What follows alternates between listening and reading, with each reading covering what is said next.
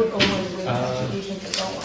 Yeah, And that's with that. actually, Emma did pretty good. I think we have a staff version. I know. Workshop, I can translate it. Somebody and asks manage what to somebody do says, one or two and I workshops have to. coming up.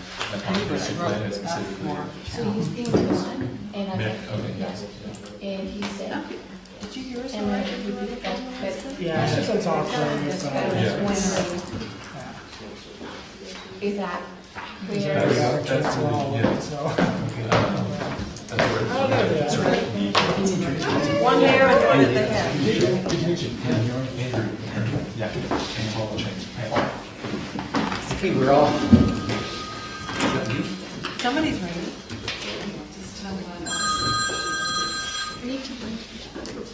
Oh, just to say, plus that's I'll be right 16.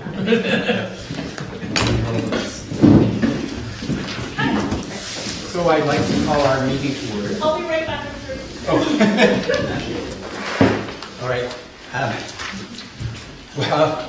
While we're waiting for Al, just to explain, we have, for members of the audience, we've got a long agenda tonight, but we have a presentation, and normally public comments come before or come right at the beginning, but many of the comments are going to be probably interested in the presentation itself. So public comments will be moved to after the presentation. However, we do have one comment that has nothing to do with the presentation, and that will be coming first. Okay, so just in terms of how the agenda will be organized. You see the agenda that we have does show that the public comments are after the delegation. Okay? So I'm going to wait for Ely.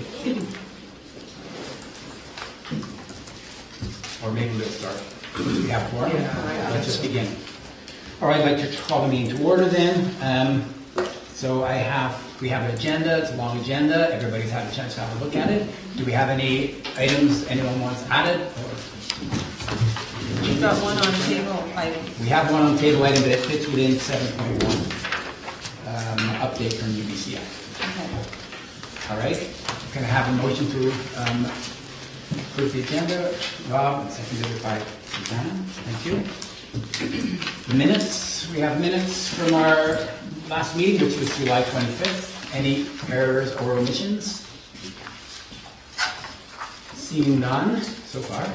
Can I have a motion, please, Ely, and seconded by Susanna again. Those in favor? Opposed and carried. So we're now to our first public comments, and then we will go to our delegation. Okay, so Heather Miller, please come up and you can grab a seat right, and we'll help you.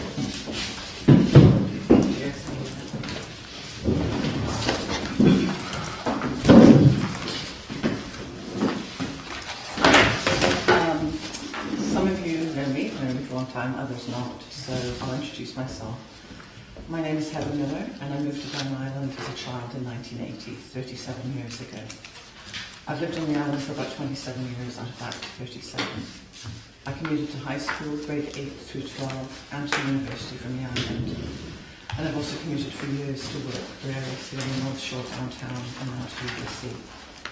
And I asked to speak to you today because I'm advising that I'm submitting a formal complaint to the Minister, Claire Trevina, and to Gordon McAtee, asking them to halt the implementation of the new revised ferry schedules. I'm sorry, asking Asking them to halt the implementation of the new schedules until they can complete an urgent review of the whole process that led to these changes.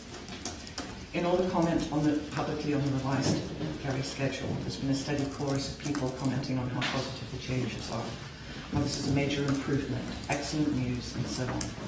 Our fact chair is reported as welcoming this new schedule, saying that it reflects the priorities of Dublin Islanders. But there's one group whose voice is missing, for whom this change does not reflect excellent news or any sort of improvement. For regular work commuters from Bowen Island, it's the opposite of a big win. It's a devastating, destructive and uncaring assault on our quality of life, and not least on our health. In the very best case scenario, the revised schedule means that days of my life are being taken away from me with no benefit to me. This major improvement steals from me a half hour a day, that's 2.5 hours a week. On the basis of how many working days I have this year, that's a loss to me of 114.5 hours, 5 days of my life gone, unpaid and unremarked. And it's the same or worse for schools with other Unmanned commuters. And I'd like you to remember that number. For a half hour added to the commute, for a regular working person like me who doesn't get to set her hours, who has to go to work 5 days a week and has limited vacation, 5 days of my life disappear. The health impacts of that sort of commute are unarguable. The distraction and loss to quality of life, to relationships, to the ability to contribute to or participate in or just enjoy family life, community life, social life, are just indisputable. Indeed, the new NDP government in their current speech identified lengthy commutes as an unacceptable burden, and they pledged to make other choices, choices that put people first. But BC Ferries have made a different choice for me and for scores of other Unmanned commuters. The process, including the public consultation which preceded and is now cited to justify this scheduling change, shows clear signs that there was no meaningful or good faith effort to assess or evaluate the needs of, or even listen to, a group of people who are subject to particularly adverse and sustained impact from scheduling service changes. And it's not just the case that this group, Unmanned commuters, is readily identifiable. They were identified clearly and unequivocally as a distinct stakeholder in this process. But although they are identified as a core stakeholder group in all the materials related to the public consultation, the actual process excluded our voices from consideration in a manner that appears either deliberate or incompetent to the point of misfeasance bordering on malfeasance. I've read every word of the minutes of every council meeting, every transportation advisory committee meeting, and every ferry advisory committee meeting held since January of this year. I've read the formal ferry advisory committee meetings posted by BC Ferries going back to 2016. 29 sets of minutes, thousands and thousands of words. In all that mass of words, precisely and only 22 on February 16, 2017 were given to Bowen commuters and what this process and schedule changes might mean for them. On February 16th at a FAC meeting, it's noted, however, the proposed schedules indicated loss of 5:30 p.m. sailing from HSB for routes 3 and 8, parentheses, bad for commuters and their families. That's it. That's the sum total of attention and discussion. The only mention even of Bowen commuters in 7 months and through a public consultation process that would permanently reset our ferry schedule and with it our lives. And I'm pretty sure that we were only mentioned there because of the Route 3, i.e. Langdale, concerned about around 5:30 p.m. commuter sailings. What's evident to anybody who looks is that this committee and the council, although it was right in front of them and obvious that there was an enormous potential negative impact for the commuters in what BC Ferries was proposing, did not one thing in the ensuing months to investigate, to report on, or to inform commuters or the public about this, of what the stakes were, of what BC Ferries was proposing to do to the commuter timetable. The minutes, all those thousands and thousands of words, show no discussion of the potential impact to commuters, of the interests of commuters, or any concern for commuters. And that's in stark contrast to the efforts made by this committee to actively warn and seek input from the school and the school board about potential changes to the schedule impacting high school students, starting right from that February 16th set of minutes to your meeting on February 28th, and well in advance of the focus group and the public consultation. BC Ferries operate under a service contract from the Government of British Columbia and must be subject to requirements to adequately, honestly and meaningfully consult with impacted stakeholders and to adhere to the same principles of procedural fairness and administrative legal practice that govern the behaviour of any delegated authority. And those rules most definitely apply to a consultation that leads to significant decisions with a major impact on people's lives, health and livelihood. Similarly, this group and the Ferry Advisory Committee operate under clearly set out terms of reference. The purpose of this committee and the FAC Career Subcommittee is to ensure that transportation services meet the needs of the Bowen community and are given a mandate with specific duties and responsibilities. First, providing advice and recommendations to Council and the CAO concerning policy and service issues related to BC Ferry Services Incorporated. Second, working with municipal staff, other island and non-island groups and individuals to ascertain the needs and concerns of residents, in particular user groups, in relation to existing and future transportation modes, services and infrastructure. I'm at a loss. I can't kind of comprehend that how anybody can say when you look at the record that this committee or council or FAC remembered that purpose or met those responsibilities when it comes to Bowen commuters. There are principles and there's a basis in law for procedural fairness, which is relevant to this consultation, and that clearly sets out the following. The greater and more adverse the impact on a person or group, the greater the need to consult with and sincerely consider the needs of that group.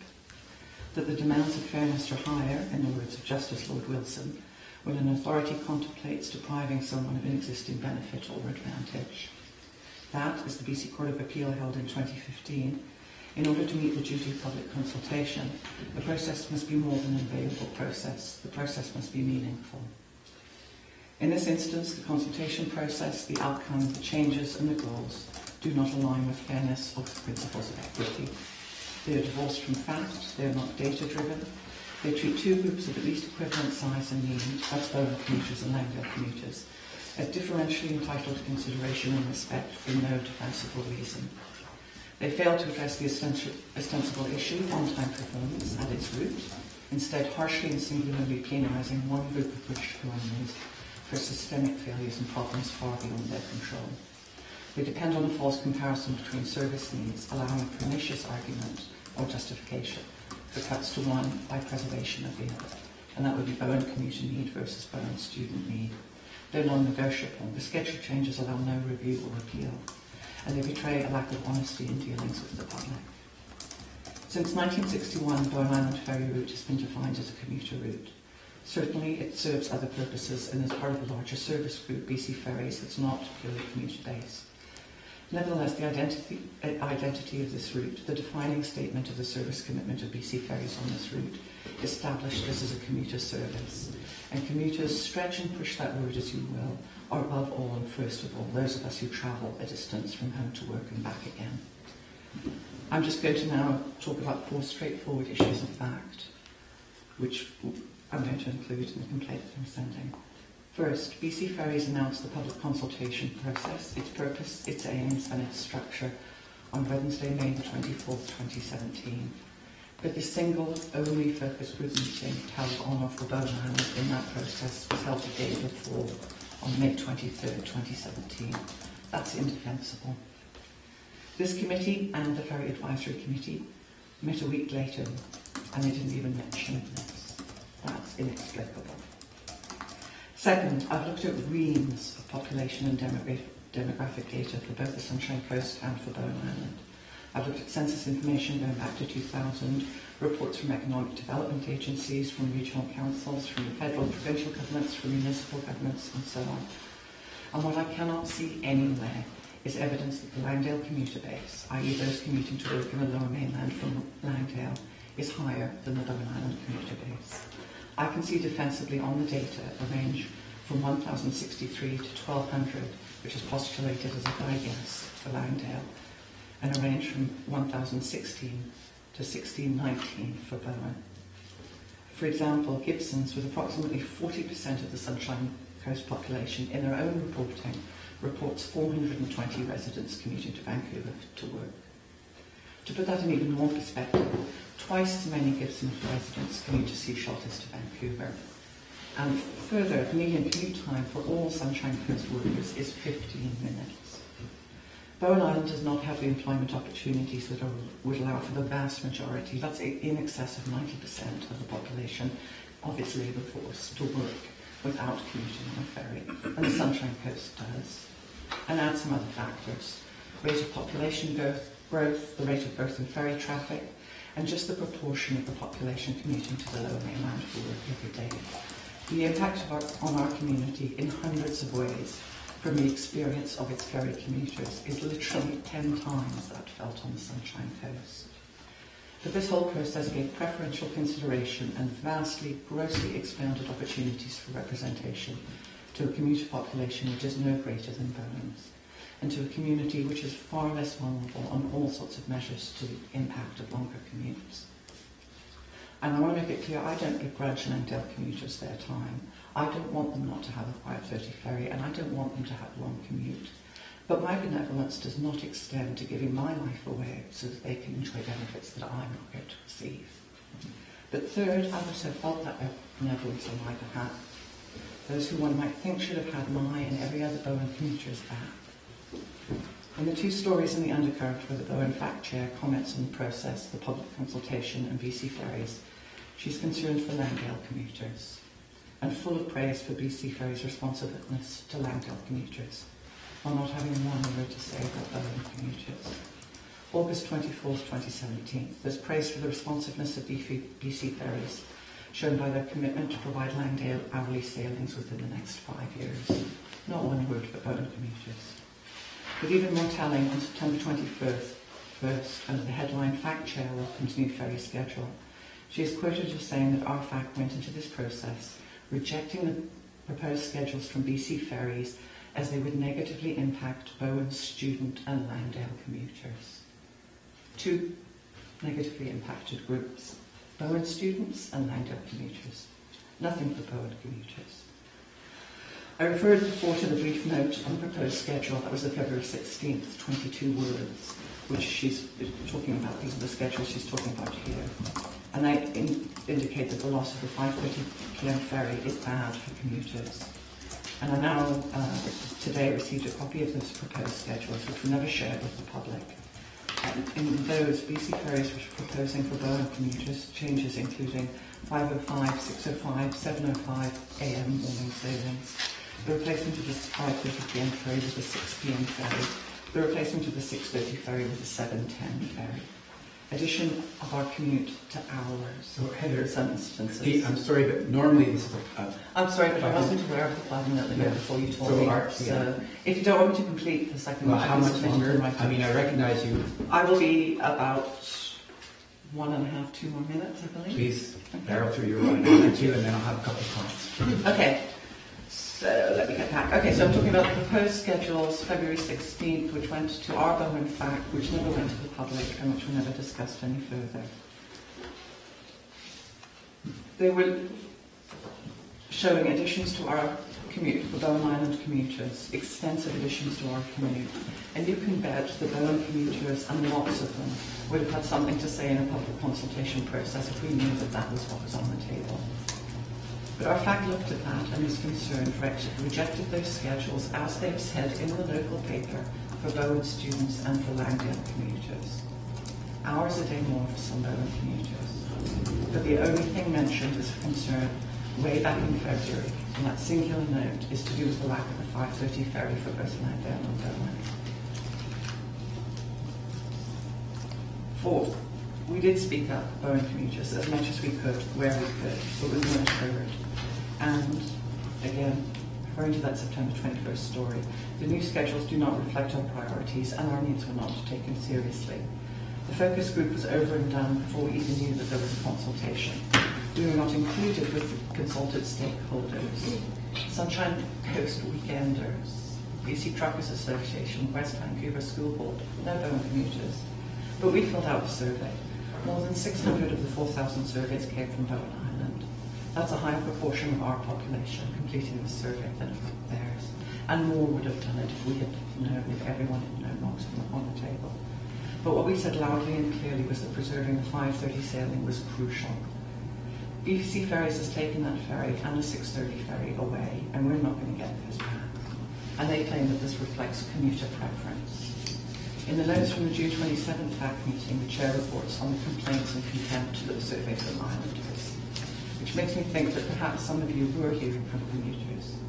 But more to the immediate point, the problems with the survey were such that context research had to record against questions 3, 4, and 9 that the data produced was profoundly unreliable. They said data compiled also resulted in a large standard deviation. Standard deviation is a measure of how far reaching A large standard deviation implies that no clear consensus emerged among respondents.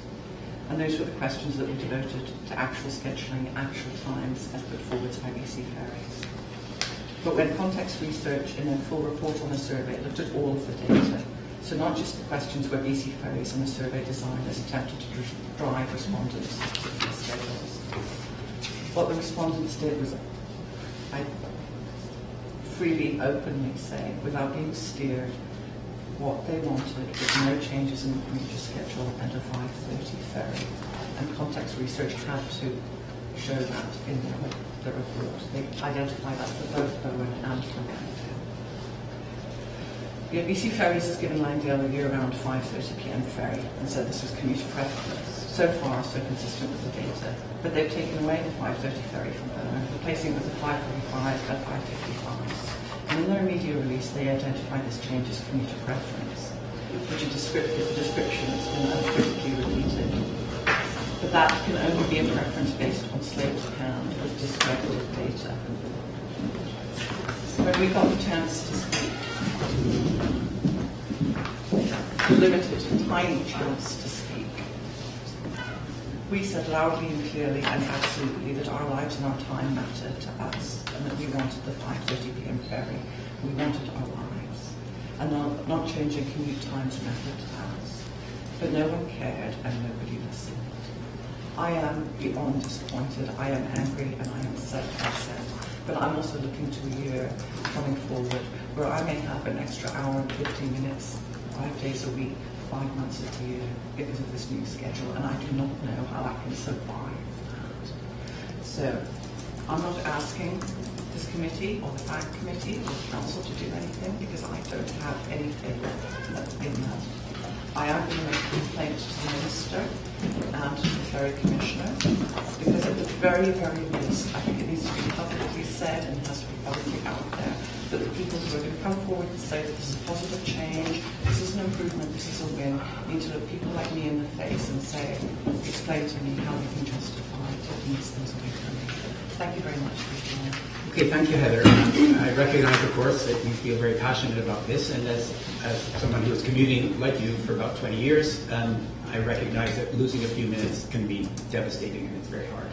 And I recognize that, but I do completely take issue with statements like nobody cared. A whole bunch of us on the committee are commuters, and we cared. And a whole bunch of us, and commuters were present in the workshops and so on. And so you have a very long note. We can't debate all the details of your long note, but I'd be happy to do that with you at a meeting with the Ferry Advisory Committee should you wish. There's nothing in the record that shows that. No, I'm sorry. I'm not going to get into a long debate about it right now because we don't have time. But I'm going to tell you that I was there, and I care, and members of the committee care, and members of the committee are commuters. So you can complain about the results, but I don't think it's fair to complain about our intent. And that's what I'm objecting to. Public record. Okay, I'm not going to get into a long debate, I'm not and I've got two councillors who want to speak briefly. I just want to make a point about the public record, is that it won't include all the information about what was discussed, because back in 2016 we moved to a resolution-based minutes format, so just for what it's worth. I would just say discussion. Really? I just want to say this was a framework that was imposed on us. Our chair lobbied quite hard for a public consultation. They did sort of say we don't have to consult BC Ferries. They said we can really just change this and not have no consultation, and our chair fought strongly, and so did other chairs of other committees to have that public consultation. This impacts my family as well. My husband's a commuter. We lose now half an hour. He no longer makes it to family dinner, so I understand your pain. I tried to reach out to as many people as I could to get them to express, because I'm concerned now families don't have an opportunity to, families can't pick up from after school before it closes, daycare, all, so it has quite a far-reaching impact. I would really support you submitting your letter to the minister. We brought this up last week when we had an opportunity to meet with her. She will be doing a review of BC Ferries, and we did ascertain that she'll be looking at it from the point of, so far when they look at how BC Ferries looks at their decisions, it's from an operational point of view, not from coastal communities. And that, I hope, is going to be a change that we see at the provincial level.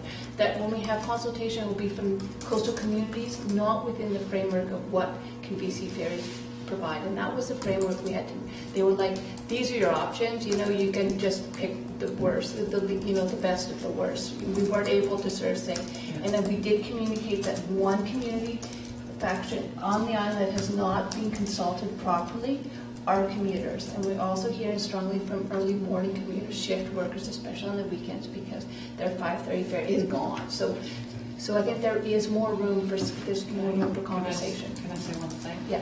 When BC Ferries agreed to a public consultation, they triggered a process which is ruled by law in some degree. Procedural fairness and things apply to that public consultation That's why I'm process. saying you should No, submit so your... I'm saying that they can be questioned on that. Yes, they can, But- and I really support you going ahead with that. We tried to work as best as we could within the framework. And this was the best outcome that we could really fight for, really. But I think you're right in bringing these points up, and I think they're very compelling reasons for another review to happen. So, and I think there's an opportunity to do that. Susanna would like to say one thing? Yes. I'm the chair of the Ferry Advisory Committee, and Sue Ellen is correct that the written record does not reflect all the telephone calls and so on. So I could make about a 2-hour response to your paper. What I'd like to do, we have a meeting of the Ferry Advisory Committee on October the 18th, so very soon now.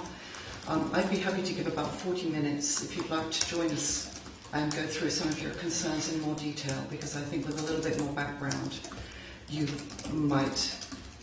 would fill in the picture for you. For example, the way I was reported in the Undercurrent, the editor cut a lot of material out of the submission I made to her.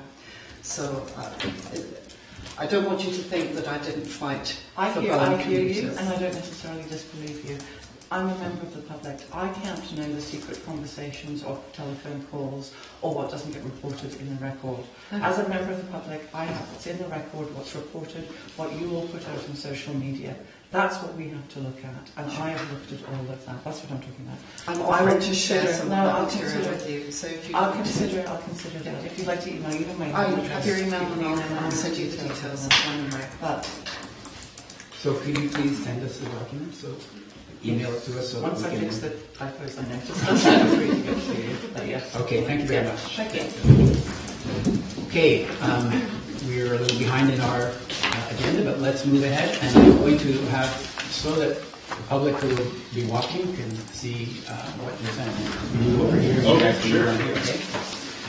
So we are in the agenda. We are at our translate, our 3.1 on-demand presentation by translate. Well, thank you, Chair, and thank you for inviting us here to your committee meeting.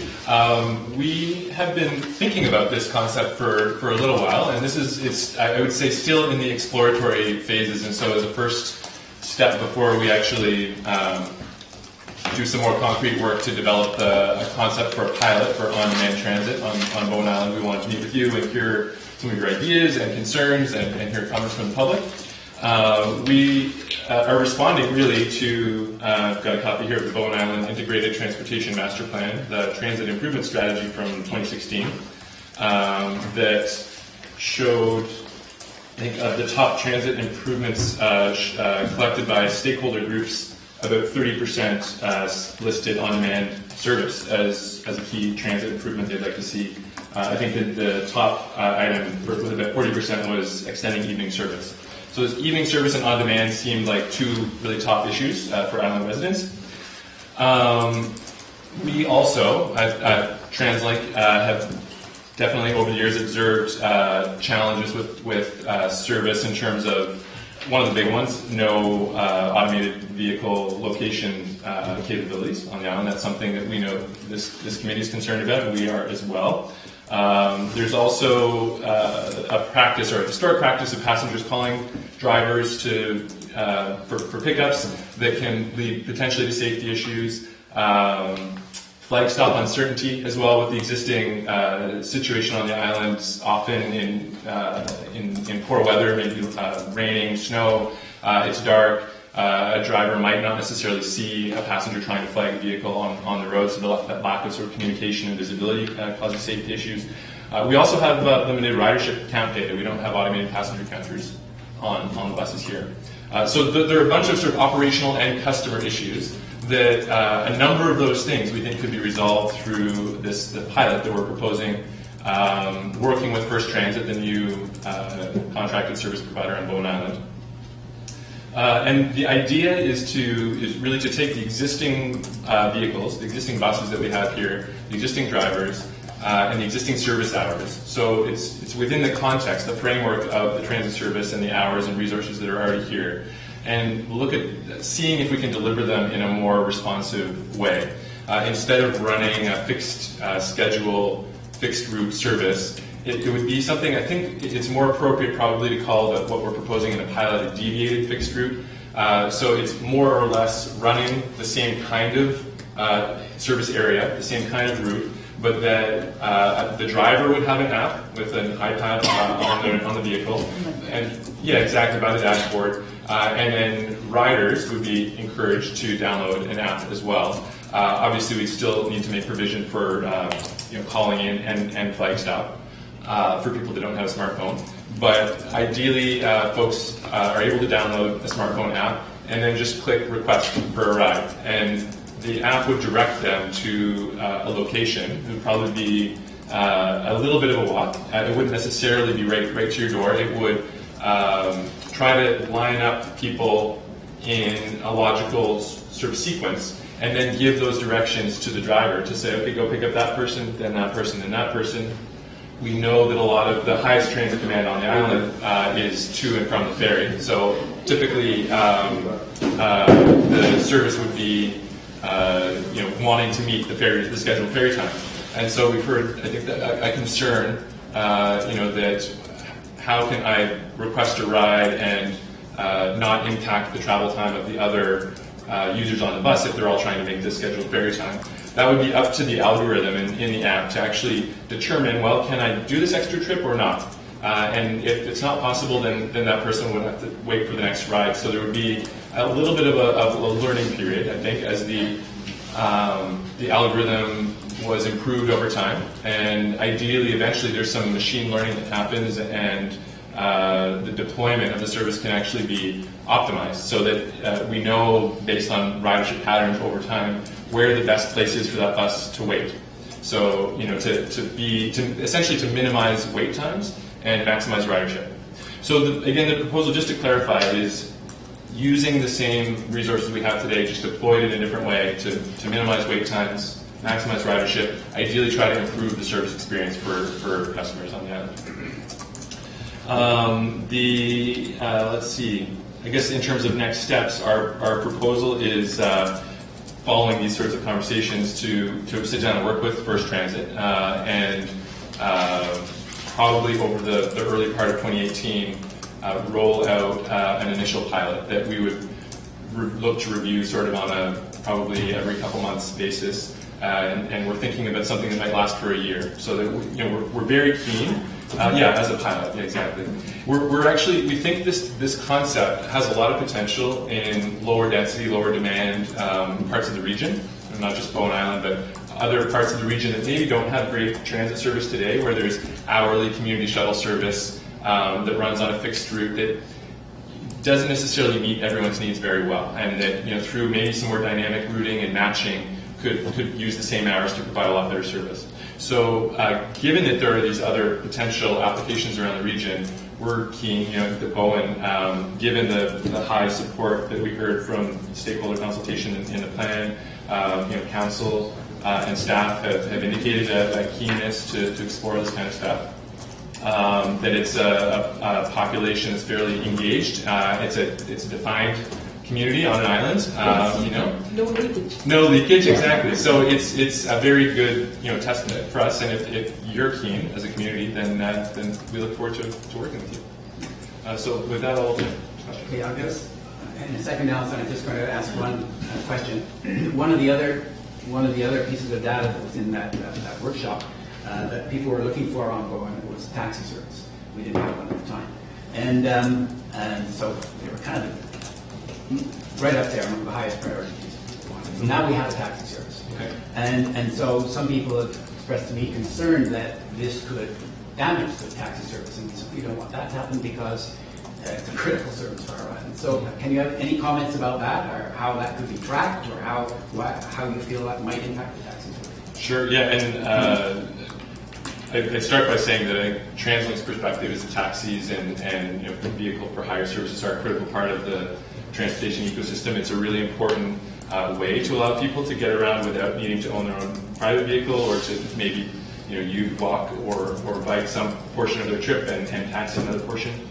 So we absolutely, agree that it's important for to support the taxi, ecosystem and the model here on Bowen. I think that the proposed pilot here is essentially just providing the same service that's there today in a better way. It's not actually a taxi service; it's the existing community shuttle. When we say on demand, it would be still within the hours of operation. Within the hours that are available that sort of are allocated today. It's a shared ride, and it's not necessarily, so you don't have it in the evening, maybe coming home, had something to drink, that's still, there's a lot of demand outside of the current community shuttle service on Bowen that would be well met by taxi service. So I think we'd see them as complementary, but obviously it's something as we roll this out that we want to be mindful of, and we'll look for your input. And it's not door to door. It's not door to door. Yeah, that's exactly it. It's ideally directing people. It could be closer to your door than the service gets now, but especially on Bowen, there aren't actually that many roads really. Like we're not. The proposal isn't to go up to your door.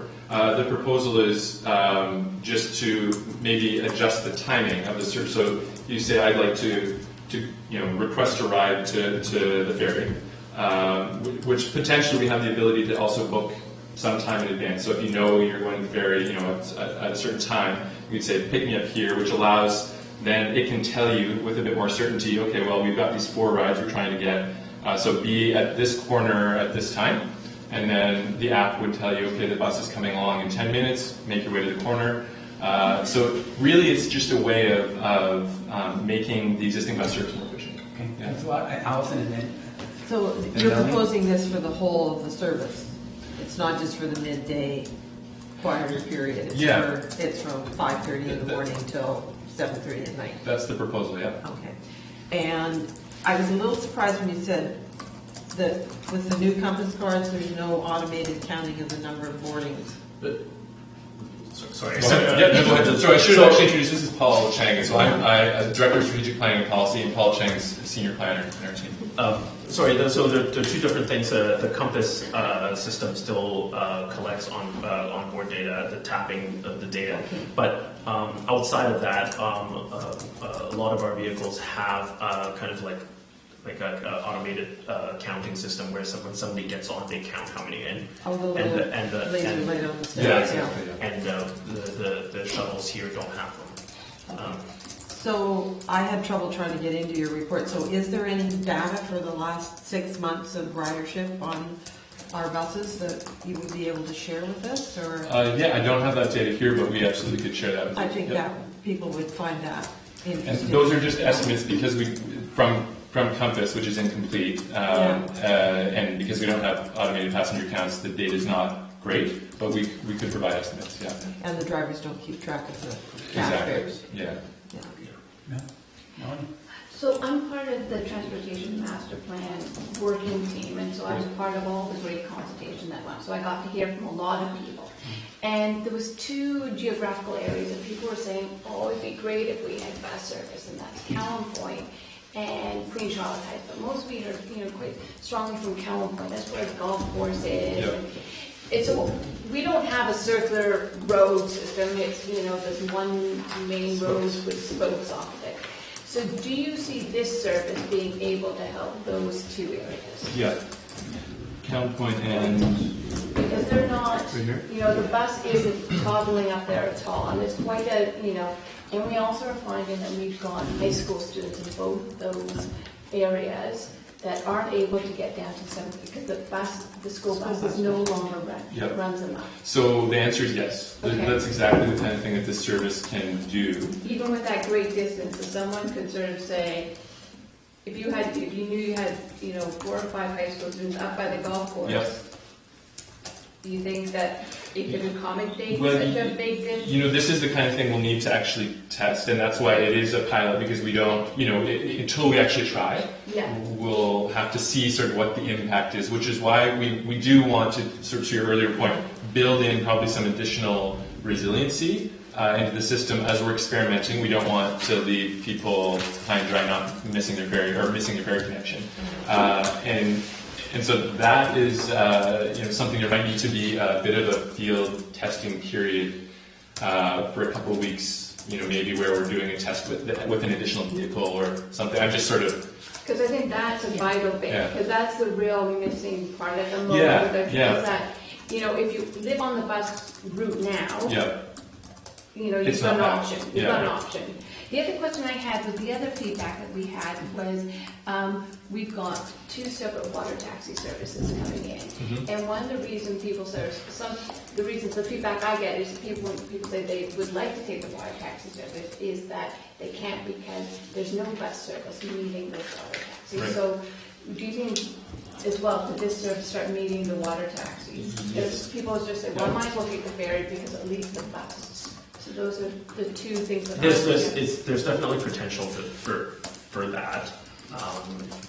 It really depends on how people are, because that's how they're going to do, right? People, if I'm a customer and I start booking rides to match the water taxi, then there's going to be some kind of algorithm where it will calculate, okay, well, I see that there are this many people, and then they will sort of make the the system more efficient by reallocating some resource, maybe 2 buses will be at a certain point at this time to accommodate for some of that.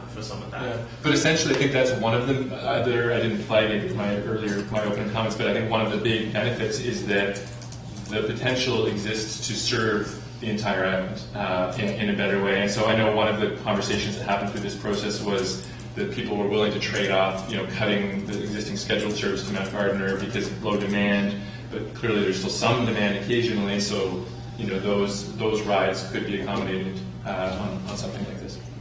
So if this sort of pilot was successful, we started to see increased ridership, could this then lead to maybe more hours? Be coming our way if we could start to see. Go! Yeah. Well, yeah, I mean. Before you know So, given that, yes, I'm being recorded, you're going to write down what I say. So the answer is no.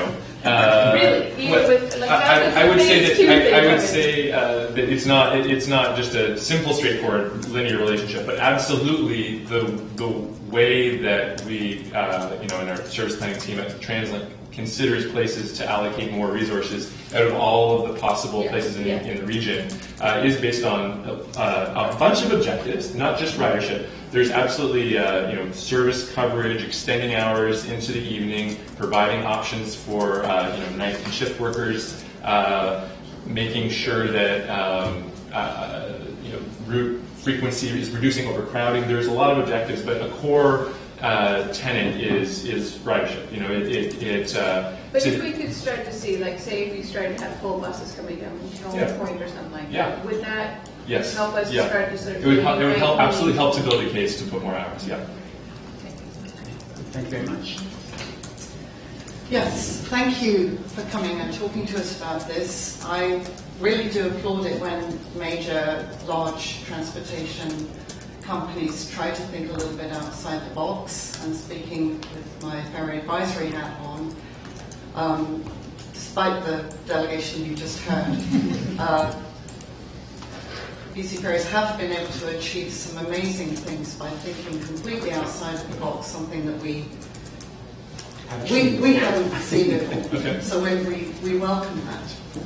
But when somebody starts like that, there's going to be a great big but, and there is a great big but. So I've got quite a few concerns here. I just want to reiterate the Chair's concern about the conflict with the taxi service, which is still in its infancy and growing its ridership.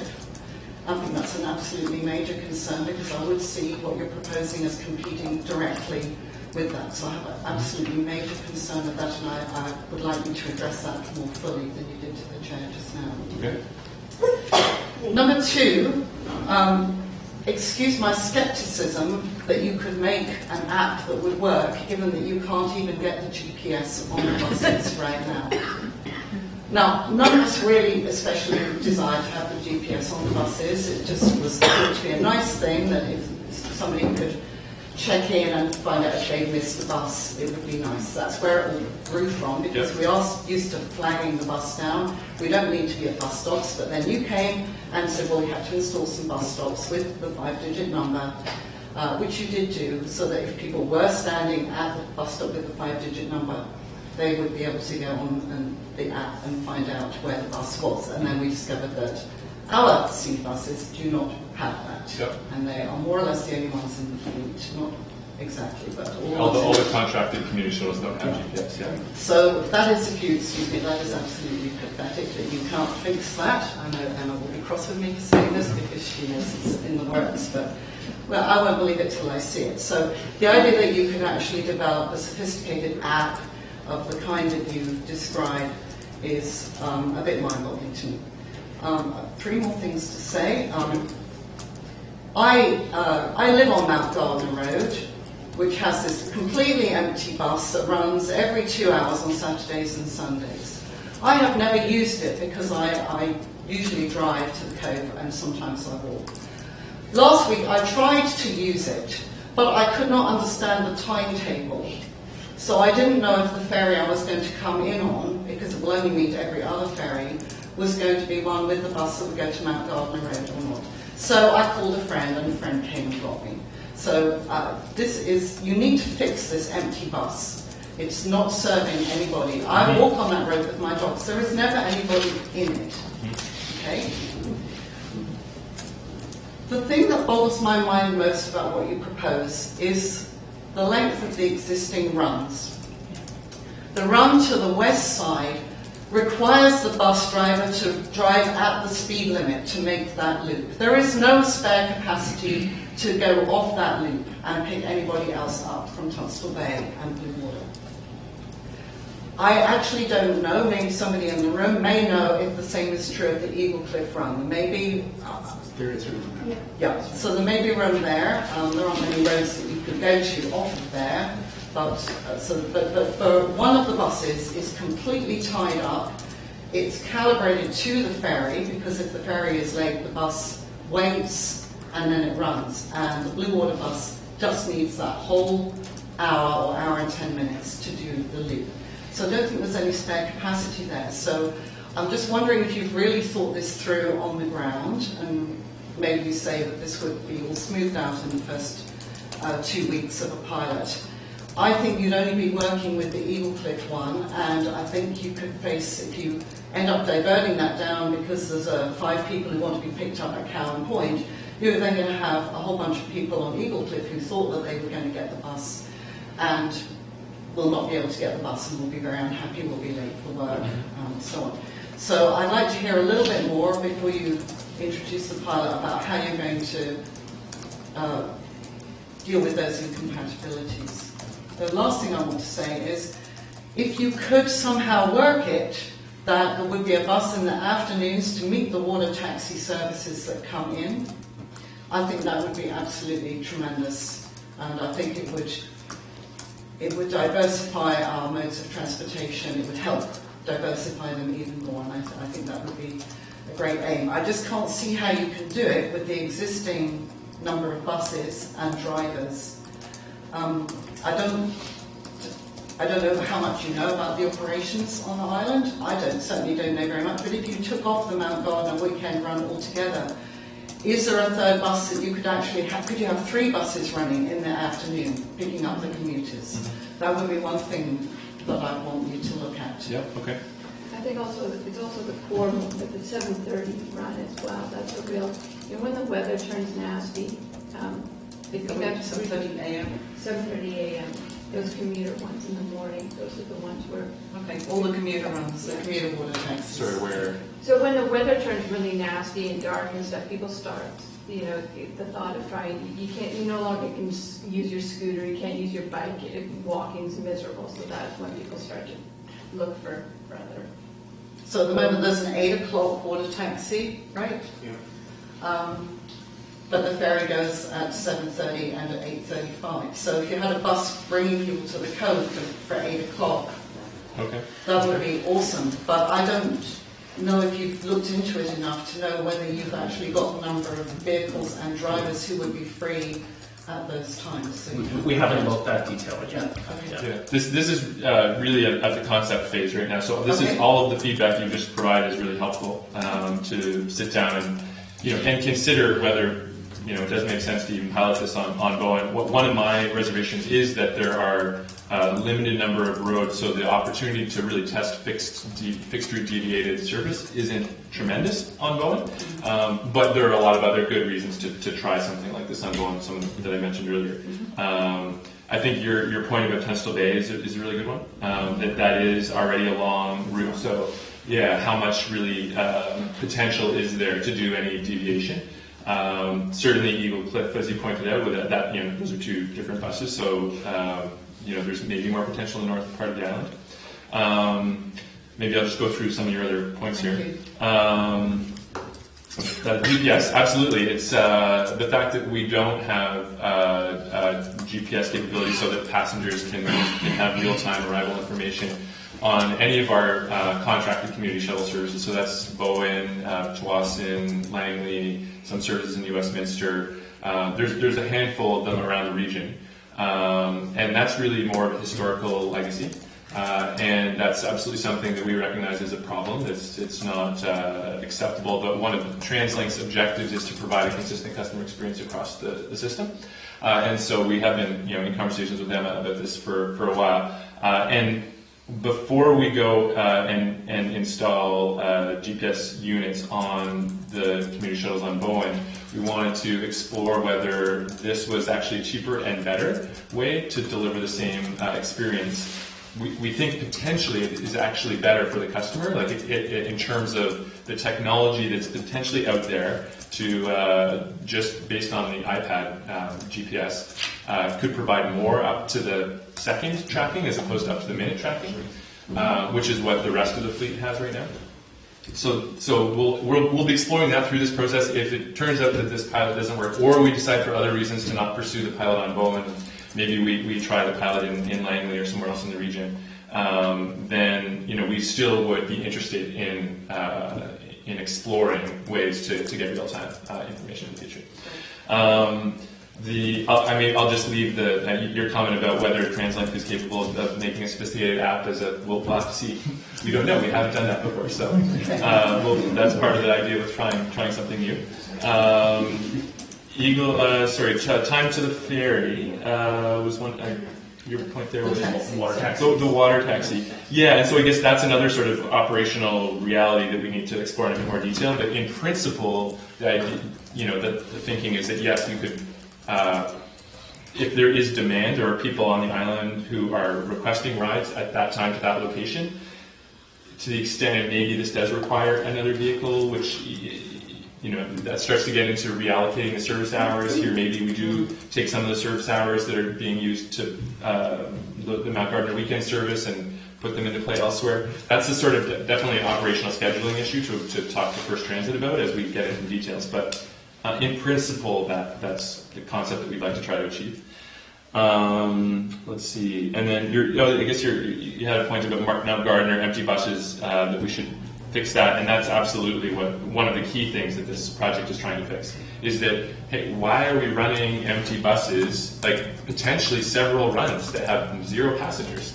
Instead of running them with 0 passengers, what we would do instead is have that bus just wait at a strategic location where, based on previous data, we know it's most likely to be most useful for the next requested trip, and which would then minimize the wait time for that next requested trip and save on fuel. It's not running that empty buses up and down, and ideally be a bit more responsive to the customer as well, that we're requesting a trip rather than figuring out complicated schedules and is it going to run now or not. The app will just tell you right away.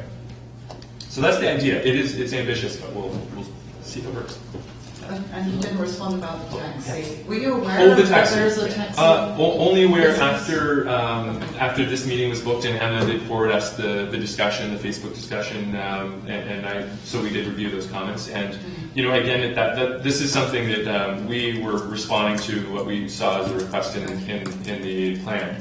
But if it's the feeling of the community or the municipality and this committee that this would be potentially too damaging to the sort of nascent taxi operation here, then Absolutely. We're not wedded to the project. It's just a proposal if there's interest. Thank you. Yeah. I'll get Sue Ellen next and then. One thing that Susanna brought up was the difficulty in reading the printed schedules or the little PDFs of the schedules that we find, for, in particular, the Mount Carter run. And what I found myself doing is looking them up on one of my third-party apps. Right. You know, whether it's Transit 360 or Radar, the two Yeah. that I use. And well, one day I opened Transit 360 and I just clicked routes near me, and there popped up our Bowen routes, and with the times. Yeah. But what it didn't say is depending on where the ferry is, right? Yeah. So now, right, currently, just this is part of my my interest beyond the kind of convenience of knowing where the ferry is that currently third-party apps are misdirecting people, Yeah. and because third-party apps don't have a way of seeing where the ferry is as well. Right. And so I wanted to bring that point up, in that many young people and visitors to the island are using their phones to find Yeah. where the buses are, because it comes from the city, where Yeah. that's how you do it. And then the other thing, speaking operationally to the special conditions on Bowen Island, is in the winter, people phone the bus drivers while they're driving around to find out about the road conditions. Yeah. Personally, I think that's not safe, but I did think that an app that allowed you to track the buses in real time would help the community know whether the roads are safe to drive on, and whether and when to go out for the school buses as well. Anyway, that's just a sort of other. You talked about better ways to make use of the services and hours that we've got, and just wanted to flag that. So that I think there's several reasons for wanting to that real-time GPS positioning of the buses. Can I go to Allison and then Melanie? Could I actually just respond to that for one point? The second point is a helpful piece of input around the real-time and routing conditions. The first point about ferry arrival times, that's something else that I think we'd be really interested in exploring. That's obviously very specific to Bowen and west, coastal communities that rely on ferries. But to be able to link, ideally, and we have talked to BC Ferries to know if this is possible, but to look at linking real-time BC Ferries data within whatever app we're proposing, so that you can actually link the service to, you know when the ferry is arriving, if it's late. Sure, you would it's know all where the buses are. available It's live all, online, kind of, Right. within seconds or minutes. right, Or you can I would let Emma has, right. in addition to this point, Yeah, I know Allison said. just to say the BC Ferries arrival times is publicly Okay. available, and Bowen Lift, one of the grassroots initiatives on Bowen, has used that data to make their app. Okay.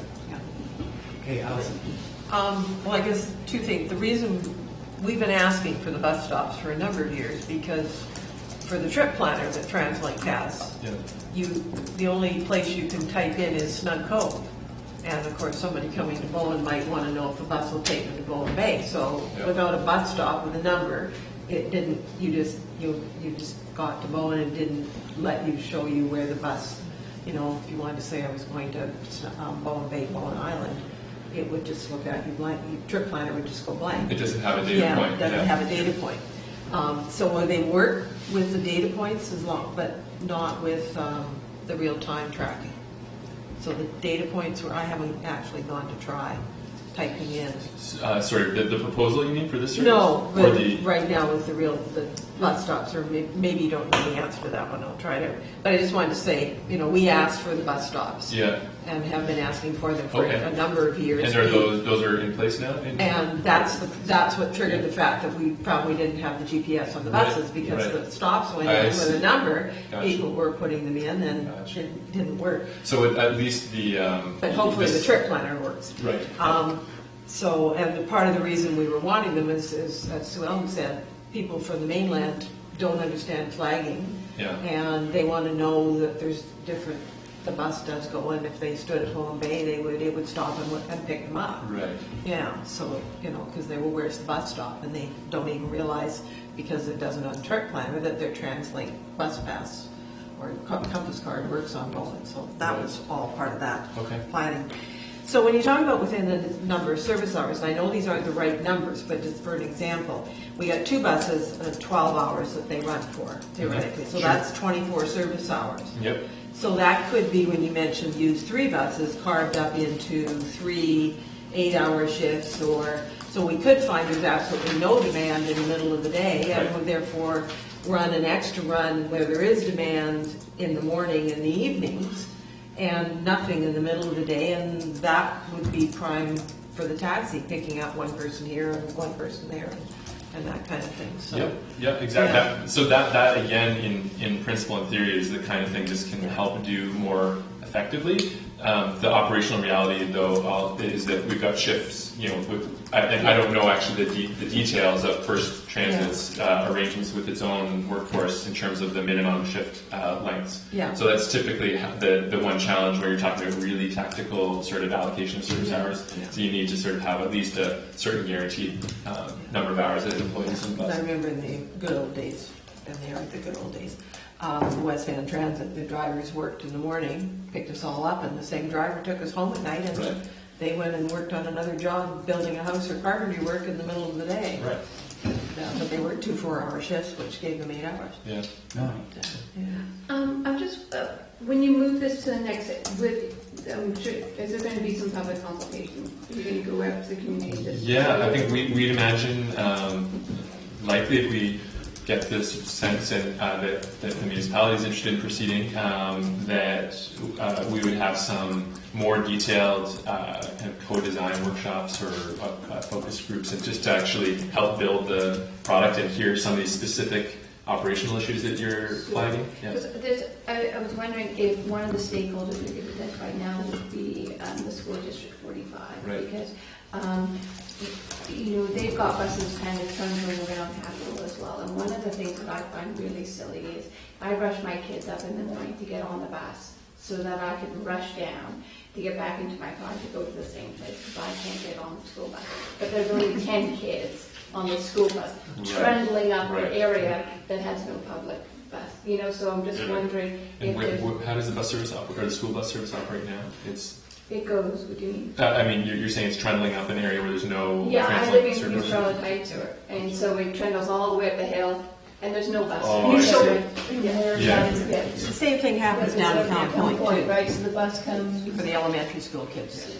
Oh, okay. So the bus comes all the way up here, you know, and I run my kids up here, Gotcha. so they can get on the bus early enough so that I can run back down, get in my car to go to the same place, because I can't get on the Right. school bus. Right. So there's these funny things, That right? does seem inefficient. Yeah, so I'm just Yeah. wondering if there's a conversation that to be had, you know. Yes, indeed.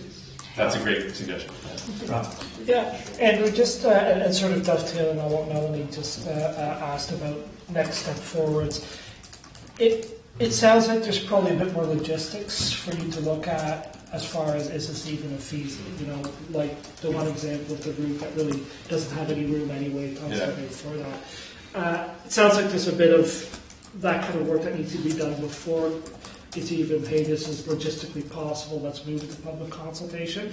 I'm just always wary about going into public consultation without sort of making sure that, hey, there's a feasibility here before we start getting everybody involved and energies drawn into a project that may be, in a way, not feasible anyway because of certain logistics on the island. Yeah, I think that's a good reminder, and I think the workshop that I had imagined, and again, this is, you know, we haven't put a ton of thinking about exactly the steps to go through after this, but would likely be, you know, I think this group or a group that you would recommend, like as a knowledgeable, you know, engaged stakeholders to really provide some of that operational input and help kind of plan out what the service might look like, rather than broader, you know, everyone public consultation. I think that's probably the appropriate next step. And then once it's clear that there is a product that's going to work, that it would probably be a more open,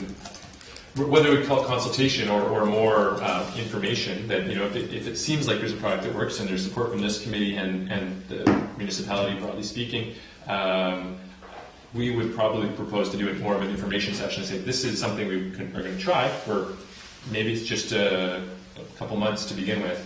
and do some regular sort of feedback and consultation along the way. So it's probably like a good, if we're thinking about it as a year-long pilot, there's some really important milestones of checking in with the broader community, especially folks who have tried the service, to get their feedback. Okay, do we have other? Okay, thank you very much. I'd like to just make a couple of comments. From hearing what people said, I mean, there's lots of interest here, but it's no question that it's logistically tricky. These two geographic areas, this one is quite, where Melanie's area is quite close. It's kind of possible to figure out ways to get that in, but to go down to Town Point, it's a long drive. It takes a long time, and the bus that would do that there is a little bit of room. I see the bus, that's where I am. I see the bus sitting there waiting for 5-8 minutes, something like that, but not a heck of a lot of room at all, and certainly not to go way down there. The other issue I think that's tricky but would be really, really useful is serving the water taxis. Because, and those are foot passenger people who are taking public transit. Yeah, So right. it's public transit, water, foot passenger transit, and then public transit. So that's really linking up foot passengers in the system. But right now, our buses just go to the car ferry. They don't go to the people ferry. Yeah. And so if that could be figured out. It's also a people ferry. I recognize.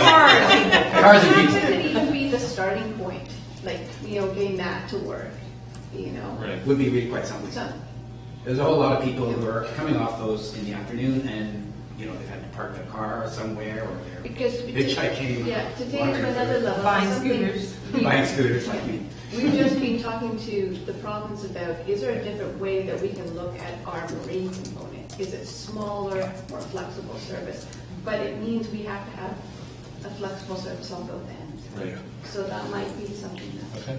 Okay, now we gave some good time for public comments. We've got lots of public here, so okay. Go for it. Okay, so my name's Joel Yeah, your name, Maxwell, please, sure. Yeah. and I do a little bit of traffic control on the island. Yeah. But I think the one thing that I'm kind of angry that's not being said that maybe these gentlemen don't know is we don't have streetlights or sidewalks. So that's a big issue. You can't just, great, we can all walk, but it's extremely dangerous to do so on this island because people do speed. Pardon? In the dark, people don't wear reflectors. I'm constantly reminding people to wear reflectors. So, and then you mentioned, sirs, that, there's only a few roads on Bowen. But we're talking about remote locations and mountainous locations. And I'm here to support Sonia because our high school students cannot get a school bus to the ferry from a remote location without like this, at 7 a.m. to catch the 7:30 a.m. ferry. So we're not, all this pilot, this time I'm a little bit angry, because all this pilot talk, like Yoda says, try not, do not, there is no try, there's only do. This is an essential service. We need a bus service. Like, no exceptions. We're talking about, our young people that don't have that, brain to operate, to know what to do. And I see it all the time flying on the road. It's just so dangerous. So just know that on this island, it's very unique compared to the city in New West and all these cities you're talking about. We don't have sidewalks. We have barely a shoulder. We have barely, lights to see anybody. So if you want to give every school student reflectors, lights, I'd be happy with that over too, But really, honestly, this is not like a pilot. This is not a try. This is like, we need this for our children. I mean, and both my cars broke down tonight, so I'm like, I can hitchhike, and then Melanie, probably Melanie and I are confident in hitchhiking, but most people are not going to hitchhike. Even though it's safe on this island, let's say, not promoting it, but I love to hitchhike. I meet people. But it really, the roads, because they don't circulate, like Melanie said, they're remote, they're mountainous. We don't have dangerous animals, we have dangerous car drivers. Thank you very much. Could I just briefly respond to that? I think that's a really good point, and thank you for flagging that. I've cycled a lot on Bowen. In fact, I got married on Bowen and spent a lot of time on it. So I'm very familiar with the island and have some friends that live up in Eagle Cliff. And so I know the narrow shoulders, the steep hills, and definitely the nighttime conditions. So I think that's another key thing. Safety is a big priority. Reliability of the service is obviously critical for us. We would not want at all to jeopardize the reliability and the safety of our customers by trying something that we hope would actually improve the reliability and safety. So that's something that we really want to work with you on. One way we think that it could improve safety is by it's clear between the driver and the passenger exactly where they are, so that there's no sort of blind corner, steep hill, narrow shoulder, maybe it's raining, which I think those are the conditions when the flag stop system is the most challenging. So if it's most passengers are able to say, I'm here, or I would like to get picked up, and ideally the routing algorithm that's directing the passenger to the rider is aware. So thank you for flagging the point, because we need to make sure as we're developing the system that it's aware of the actual road conditions, that it doesn't direct people to walk in unsafe places. But the key point, though, I think, is that the rider and the driver would know exactly where the other is, and so could ideally arrange that meeting in a safer way. But yeah, really good point. Thanks very much. Peter first, and then you, sir. Actually, I think I did hear ready. You did indeed, Peter, yes. Kinsale Chapel. Yeah. On the Express Bus, we use Glimpse. It's a free app. It puts a GPS on my iPad.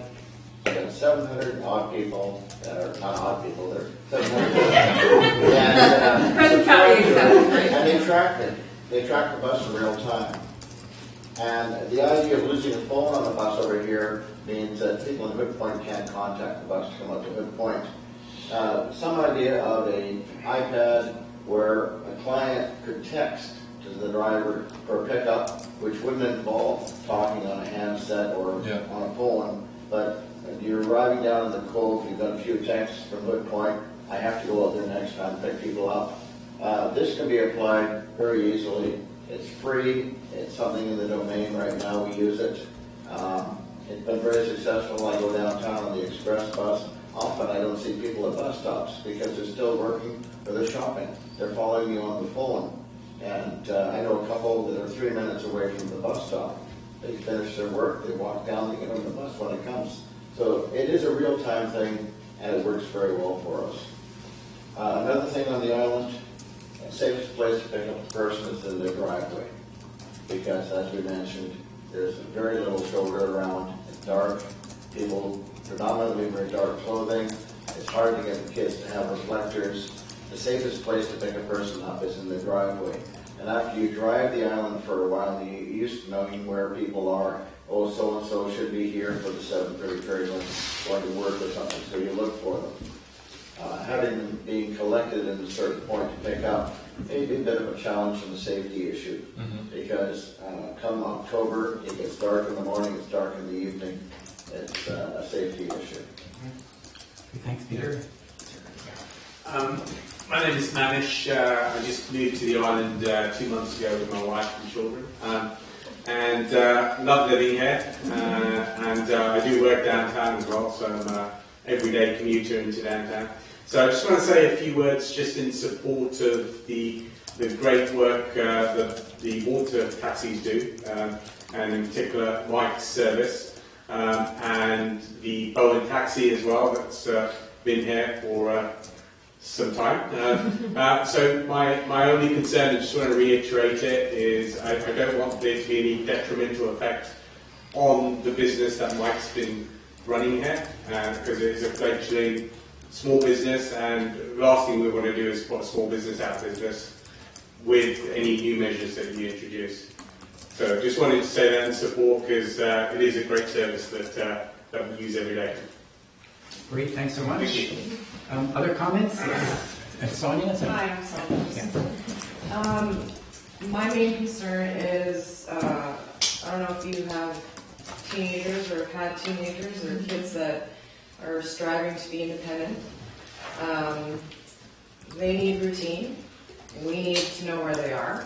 We need to know what time they're getting picked up. They need to know what time they can get a ride. And they need to know what time they're going to arrive. And so do we.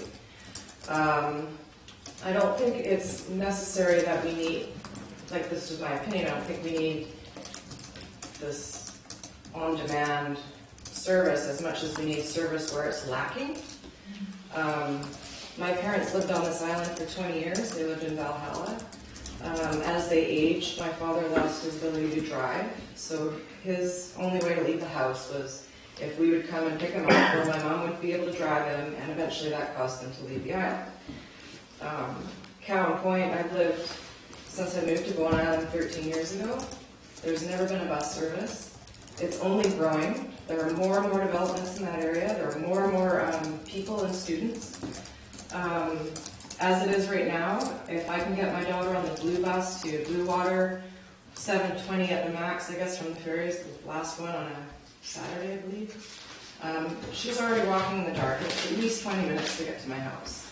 So if we're adding that, if we're going to add any other service, it should be where it's needed, as opposed to driving all over the place. Like if you were to drive from my house now to where my parents used to live on Valhalla, that's at least 25 minutes. To accommodate somebody calling you at, oh my God, I forgot to call, I need to be on that 7:30 bus or ferry, could you not use that same app to check in? Like, oh yeah, I'd really like to, be on that ferry, or just let the bus driver know that you're waiting and you're there. It doesn't necessarily mean that you, can it just be a scheduled route? If it's 7:20, I need to be standing outside, then, you can check in if you remembered and say, I'll be there, and then the bus driver knows to look for you. But, I don't think we need door to door. I think we need service where it's missing and where we really need it.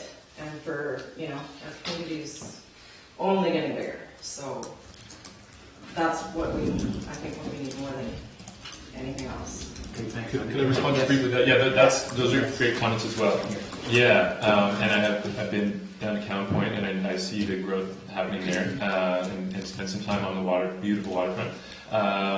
The question of whether we could just use the app to sort of make the existing scheduled fixed route service work better, I think that's a good suggestion as a starting point. Maybe that's if this is it's a pilot that's designed to help us learn whether this could work and work out some of the kinks in safe ways. So maybe the starting point is existing scheduled fixed route service, and try experimenting with the app to let the driver know that you actually are going. So it's almost like a enhanced flag stop.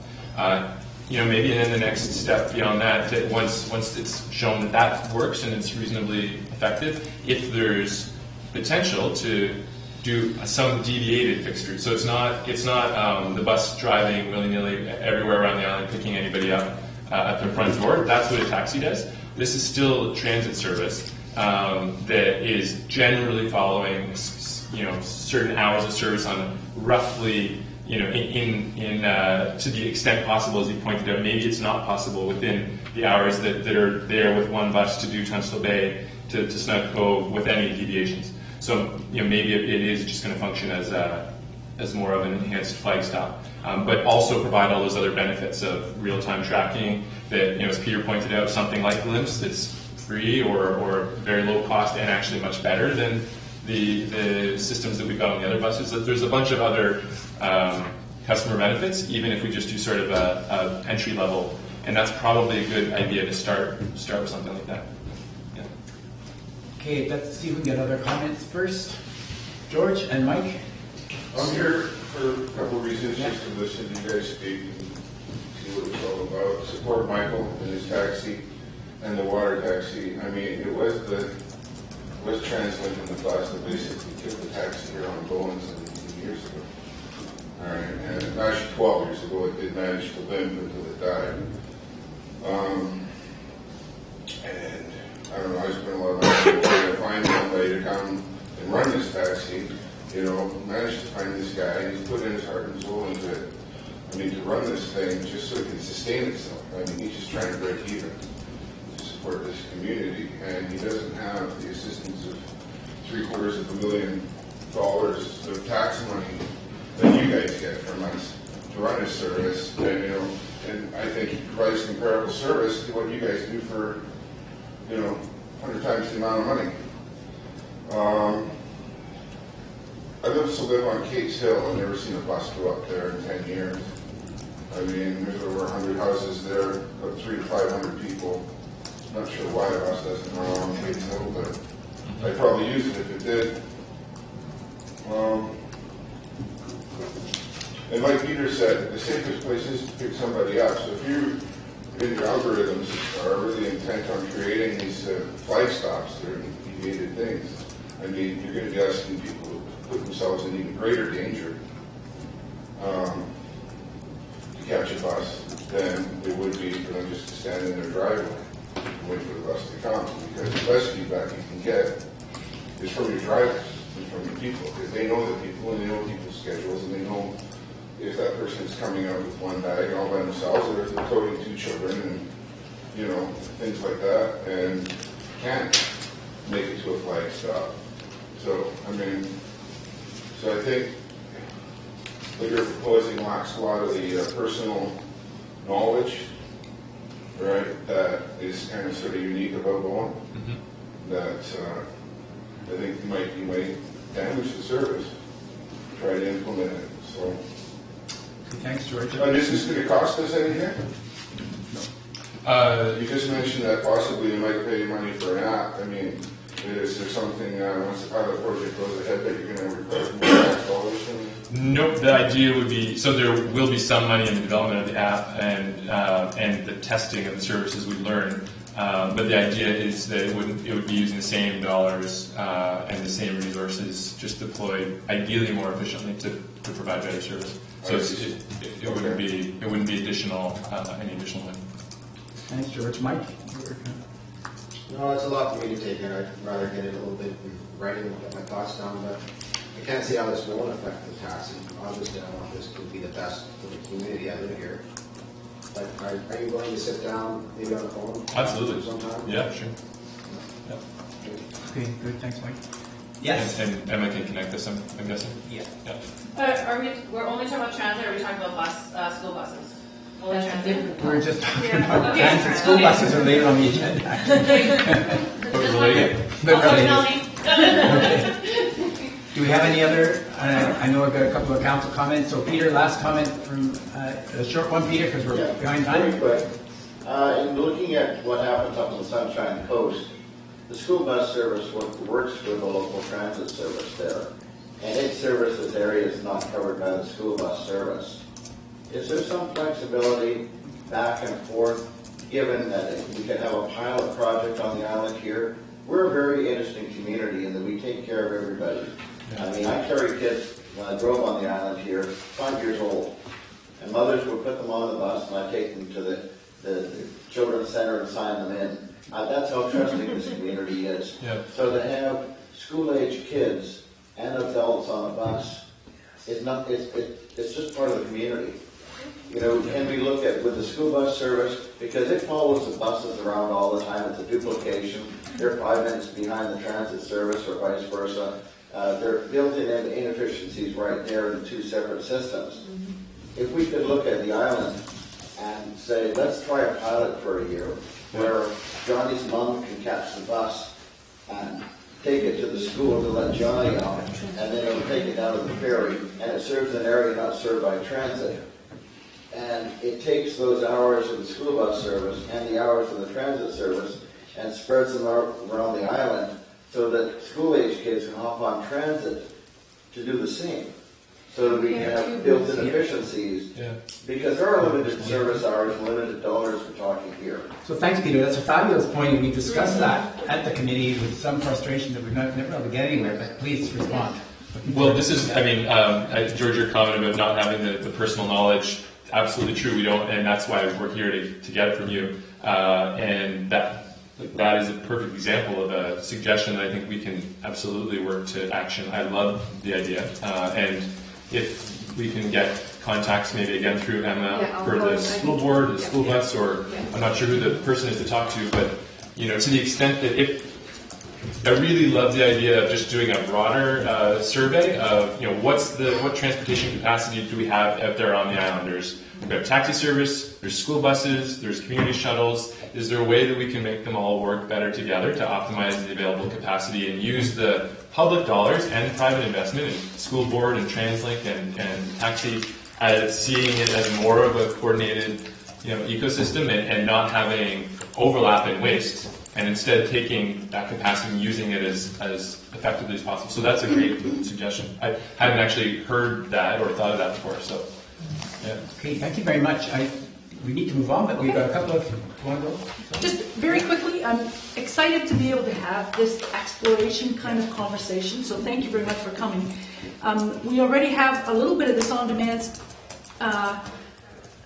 responsive kind of thing deviated, fixed route happening around Deep Bay, as far as I can tell. Sometimes it goes into Deep Bay, and sometimes it doesn't, and I never know when.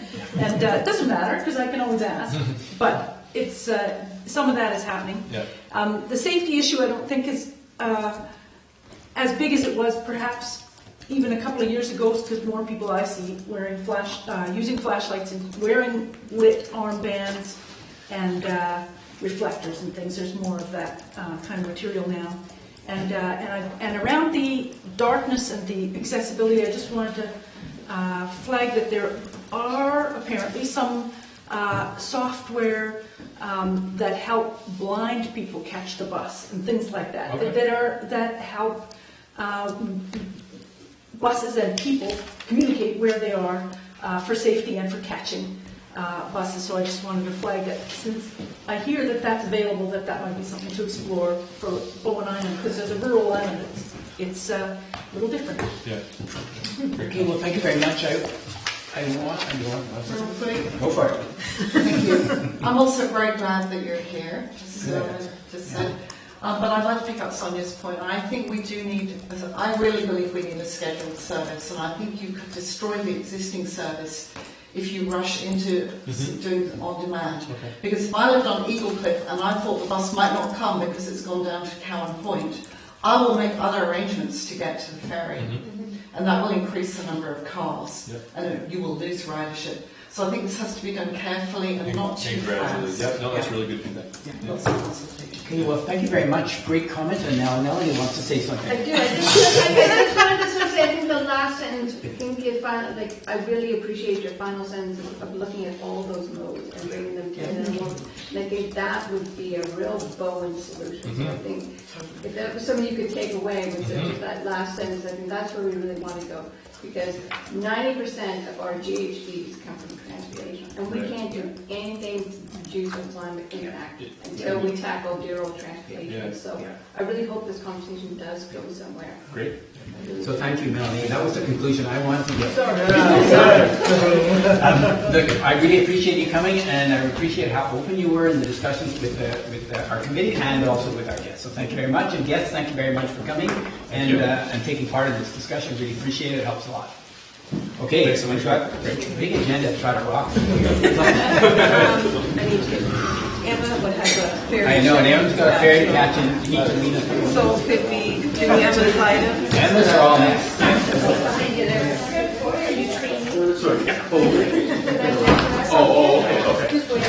We're going to wait for Emma.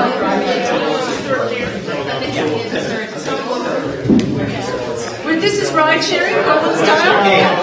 We've got a ride share going. Emma needs a ride, so we need to get going on the next agenda items. So, Emma, we've got several items.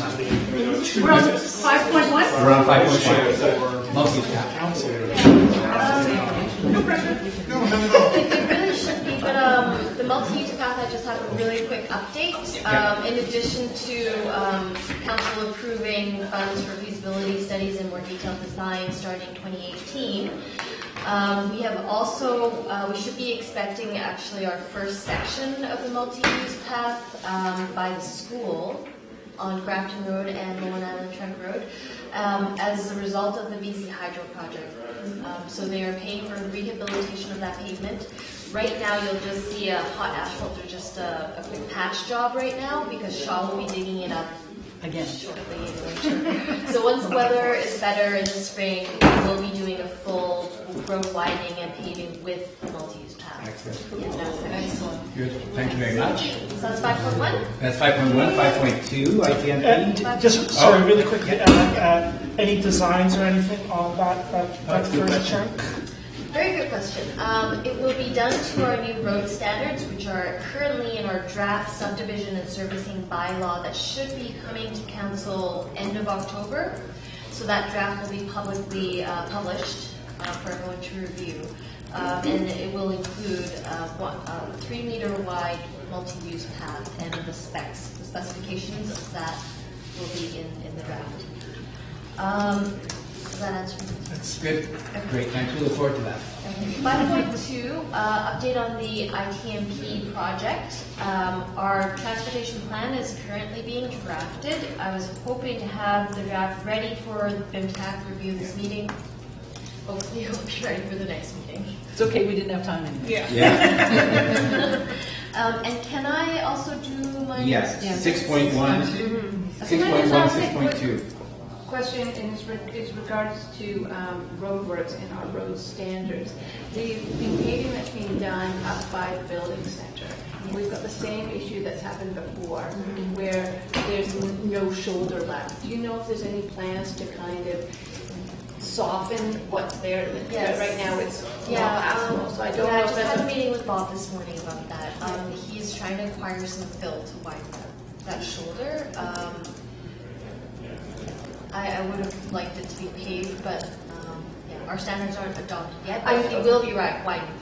It just right now it's just not passable. Like we're in the same situation where we were before. There's just a heap of it. So I was just wondering, is that in motion to make it a little bit more? Yes, we are.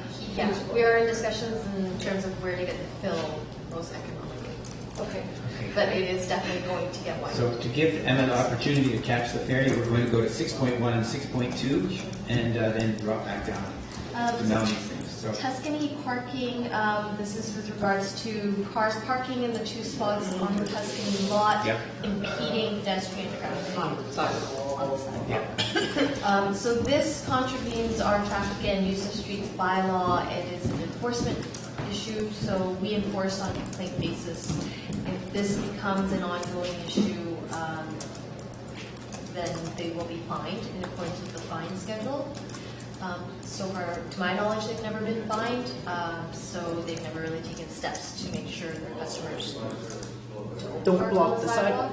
Yeah, so if we do start having documented complaints, then we will pursue that on a ongoing basis. And just a quick point on that, like Dog Days of Summer was here, there was a van that was parked, like the bumper was over, like on the road for the entire day. The entire day people had to walk around the whole day. Like if somebody parked in the middle of Bow and Trunk Road like that and blocked traffic for like 3 minutes, like the gates of hell would open up, right? And here this guy was all day long was sitting there, nothing, right? So just like someone parked in the middle of the Trunk Road, someone would call bylaw, they'd come down. Not on a Sunday. Not on a Sunday. And it's a thing that's just going to continuously, like it's obvious that it's just going to happen, right? And like relying on people to complain, and it's not happening now because people are they just walk on the road. So what I'm hearing is that most of the issues are happening on the weekends, where there's no bylaw enforcement officer to call to report it. So maybe we need to start taking some pictures. Documenting. Well, hey, there were pictures already at this. We've already had pictures here, right? And I think part of the issue there is it's a design issue that's just going to continuously happen, right? So it's just by design that's going to happen, and that's the issue. So just to touch on that, these spots they're already there. There was the idea of cash in lieu, which we now make available for new development in the code. This already being developed, we can't ask them to take away their parking spots and give us money. And in the same vein, they are obviously spots not designed for large vehicles, large pickups, Small cars only. Small cars only, compact cars only. It should. Yeah, it's up to the owners to sign and follow up with that and make sure that those parking spots are being used by large vehicles. And the only way we can encourage the owners to do that is by enforcing our bylaws and fining in accordance. Have they been talked to at all, Tuscany? Yeah. Has anybody said? I've talked to bylaw and they haven't received any complaints. So nobody's talked to them. Rob? Why don't you send your Send pictures your to the pictures. bylaw? Okay, now I'm worried about Emma being able to catch this. Emma, let's move to 6.2. Okay, 6.2, I've also followed up with Public Works on this. The walkway pedestrian access is unobstructed and clear. There has been recent line painting to put on a fog line. There should be 1/2 to 1 meter pedestrian space outside of the vehicle travel lane. So I think that should address our needs, unless I'm missing anything. What are we talking about, the walkway? Yes. No, But but the getting walkway around thing. the barrier and stuff at the Yeah. bottom. Same time to me, I looked Just- at it. Yeah, just up from Village Square. Where we blasted the wall back. So that is considered proper code, proper pedestrianization. Well, it doesn't look like it to me. And you know, and the two spots, I know you need to catch the ferry, maybe this is something, and the two spots below the Ballard, now people are parking cars there, like that's taking not designated parking. Sorry, where? Below the Ballard. With the barrier. Yeah, below the barrier. Below the barrier? Just above the square. Yeah. Between the driveway and the barrier. Because it's just sort of It's an empty lane. empty. And I don't know. It doesn't have a nice pedestrian walkway painted on There's it. no cross-hatching on it. Well, and it almost looks like the barrier's put there to block. No, the barriers are to direct people to merge. Yeah. Okay, I'll see what kind of traffic control devices we can. Yeah, well, even if people aren't to park there, but because the cars are impeding people walking, then it just needs to be yellowed at. Yeah, I mean, Rob's point is it's basically a pedestrian area, but it doesn't really look like it, and it's not very welcoming. And there's a big barrier in the way. People are parked there, and it kind of. You can walk around the barrier. I know you can walk around. It's all doable, but not nice. It doesn't appear to be pedestrian. Yeah, it Yeah. doesn't say come walk here. It doesn't say come walk. Yeah. I think you better go. Public Works and Planning, we are meeting on a monthly basis to talk About these sort of things. So I think maybe Rob, you can sort of jot the points down and send to Emma, because she does have the meeting with Public Works regularly, and she's got me. Send her some photos. On the rock road. Yeah. Good night, Emma. Yeah. Thanks, Emma. I think we should have you as our center critic. I don't want to be a critic. You do Bolton Board I know tonight on the side. Who wants to be the watchdog, but it's. I don't want to be a watcher. Okay, team. Yeah. Or let's see if we can. We've moved along at good speed, but let's go back now to 5.3. I think we know what this is all about, but let's Melanie or Well, the fans are going to go down in April. Yeah. And they couldn't do it sooner. Yeah. The minister explained that because East Paris is a Crown Court, they can't just wave them out of Crown Wall and say reduce the fares, which they could do with the Portman Bridge tolls. You will see the new schedule. I stand by my welcoming of it. I do know that not all commuters will be happy, some will be happier, and some will be sadder, as we heard. Some may discover the bus and the water taxis and the other ways to make it work too. There are more alternatives now. Exactly. At the workshop, some of the commuters were saying, okay, well that's getting a little late for me, but the other one's late, so I can catch the earlier one now. I mean, it just, it's, And besides, how many of them actually show up when they're supposed to anyway? Well, they were supposed to be. One of the things I noticed when Heather was talking, I tried to look at the 3 schedule options that ferries had put in the consultation, and ours are come up blurry on the iPad, and the Gibson, the Langdale ones were readable. So I don't know if that was if anybody else has the same issue. Well, I didn't have an issue at the time when I filled out the survey, but going back and looking now. Okay. Yeah. So I couldn't sort of... Anything else on 5.3? I just missed that part, sorry to interrupt. The fares are going down in April. The ferry fares are going to be reduced by 15% starting April 1st. And I think the seniors' free travel is restored. Oh, During the week. Monday to Thursday. Yeah. Thanks. Oh my goodness. It's going to go back to what it was. Wow, okay. So Now, where the money's going to come from to replace the revenue for the lost 15%? And that was Monday to Thursday. Correct. Yeah. Yeah. So it's just, instead of half fare, it's now going to be at zero. Okay. Anything else on that? Okay, thank you very much. 5.4 car sharing. Melanie, any news No, there? I'm going to be honest with you. I think I've taken that conversation as far as it's going to go at the moment. I did a follow-up email to Eva, and I haven't heard back. And I just don't think there's anything that to really for me to go back. So I think we're just going to have to. Oh, that's sad.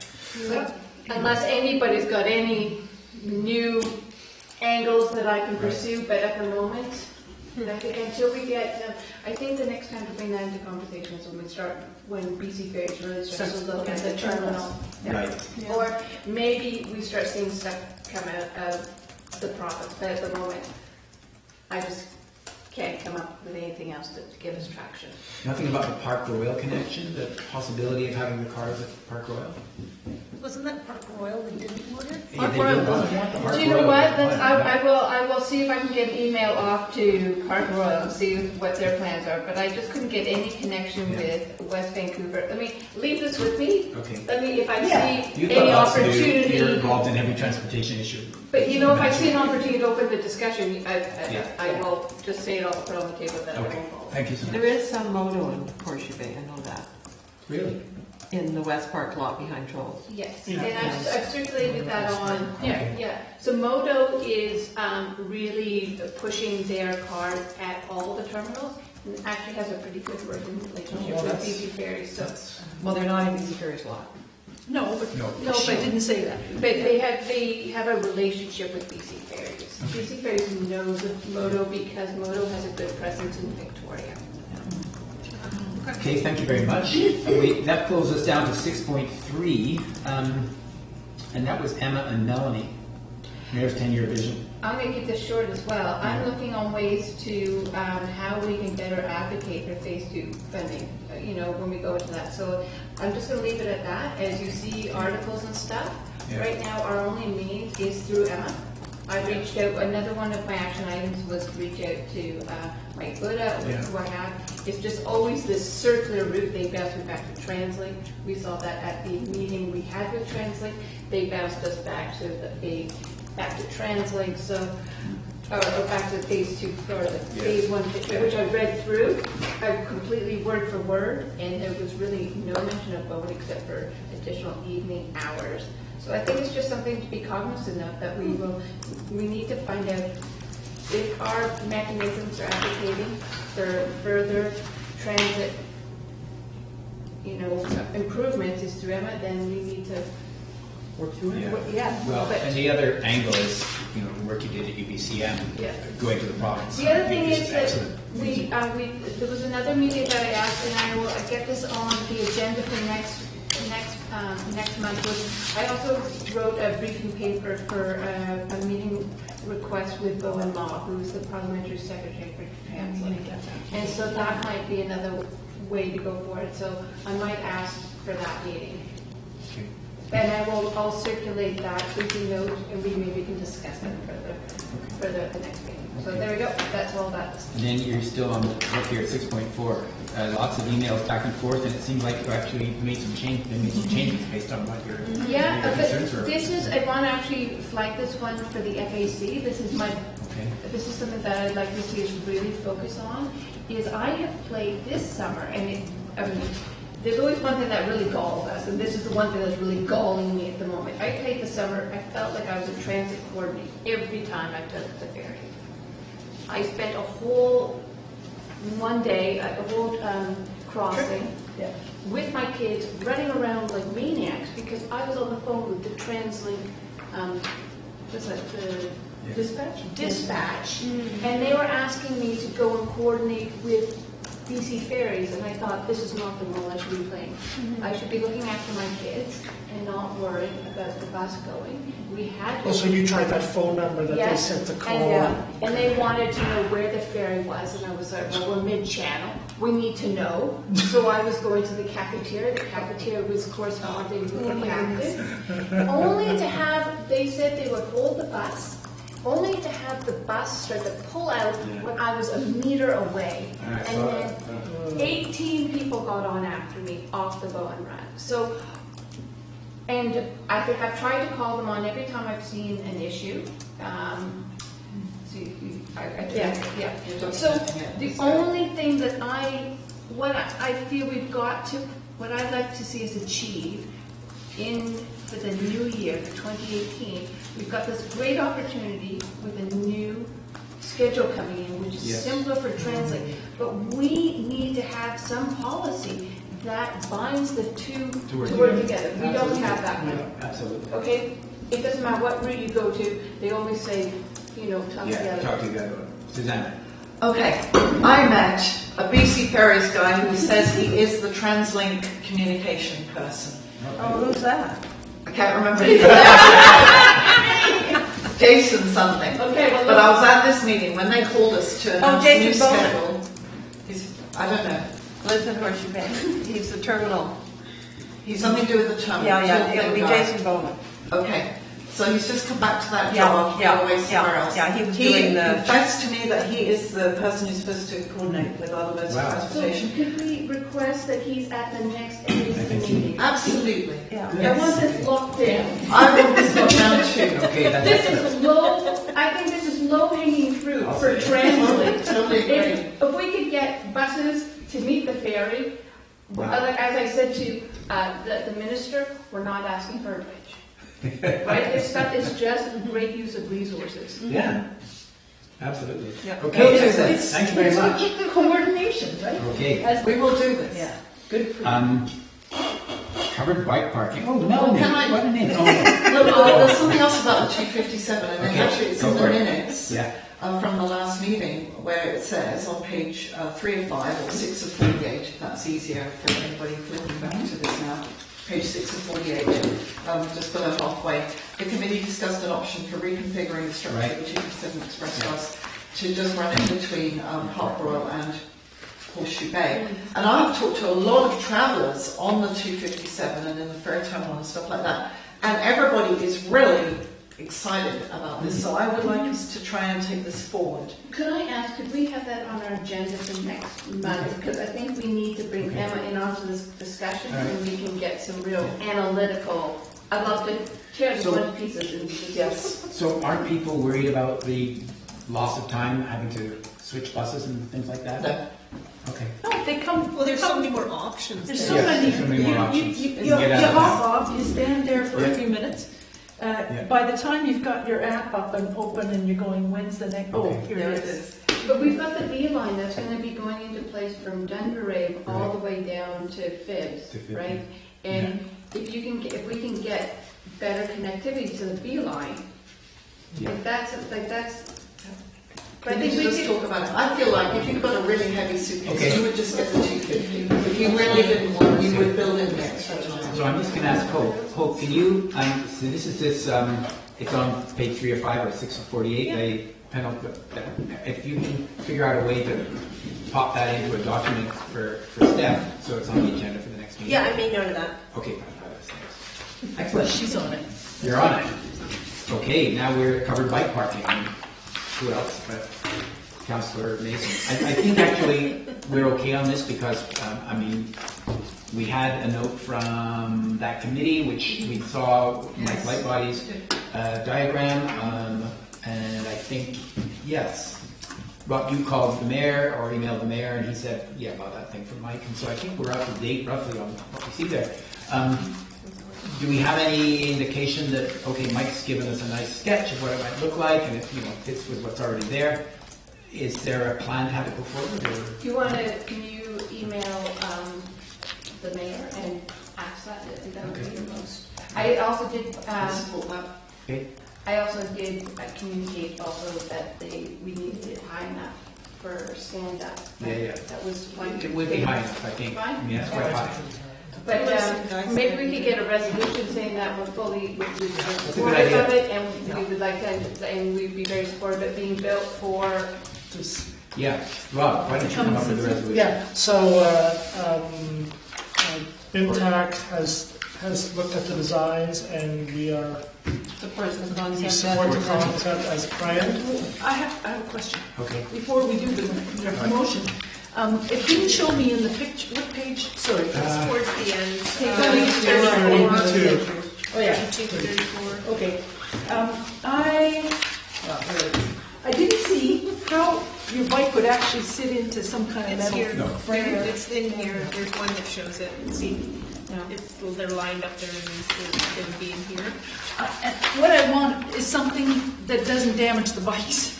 Yeah. And that you can actually I think- lock your bike into, including your battery if you have a, or, I don't know, I don't have one. Actually, you're right. There is no. There bike is nothing, in there, I it shows think them Rob should standing. put that in his note. And I think, We support the and I concept, think, but we'd yeah. like to see, the bike racks. Yeah, and something that's, like we said before, that's current good practice in bike racks. I think that's probably all we Is need it to just say. the one that goes like this, probably the easiest kind of thing? I think we might be getting a bit into the weeds on that. Yeah. I mean, I think right now, like I did have that architect, Ian Ross, I sent him the pictures and he said, oh, it looks actually like a good design, simple, easy to maintain. And I think the logistics of buying the bike racks, hopefully we can have some, and there's some pretty standard fit in ones. there. They'll fit in there. Because I think they're just going to be bolted down. I mean, this is more the roof design, I think, that they're looking at right now. I would just hate to have it fail because somebody says, oh, there's nothing in here but bike racks. Well, I'll just get this one that's cheap. I'll just order those. Right? Well, and why don't we just put in the motion and we look forward to being consulted on the bike rack? Yeah. So, BIMTAC has reviewed the preliminary designs. I have a draft one. Great, thanks. Go for it. I captured. It's just that BIMTAC fully support the concept of the covered bike shed Snow Cove as included in the October 3rd agenda, and request that further design, specifically bike racks, Be shared with the be city. shared with BIMTAC. Yeah. Perfect. No, the BIMTAC be consulted. And I'm thinking we want to put something in there on timing as well. What would be good wording around timing on As soon as that? possible. It's As getting soon as- dark and it's yeah. getting wet. Yeah. Sorry, what was that? As soon as possible. We look forward to construction. To as soon as construction possible. as soon as possible. Are there going to be lights inside of them? We all carry lights, right? They can ride a bike with us. I'm trying to get a reaction. Is that okay? Go There for it, could Hope. be motion sensor. I just need a moment to just capture my thoughts. It just got really hot in here. It's just me. It's just you. It is warm. It is getting warm. It was warm. It's not.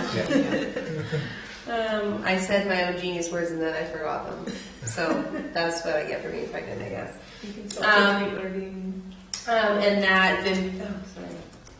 And that BIMTAC be consulted regarding Bike racks. designs or options. Yeah, design options. Sure. And that construction can commence as soon as possible. As soon as possible, yeah.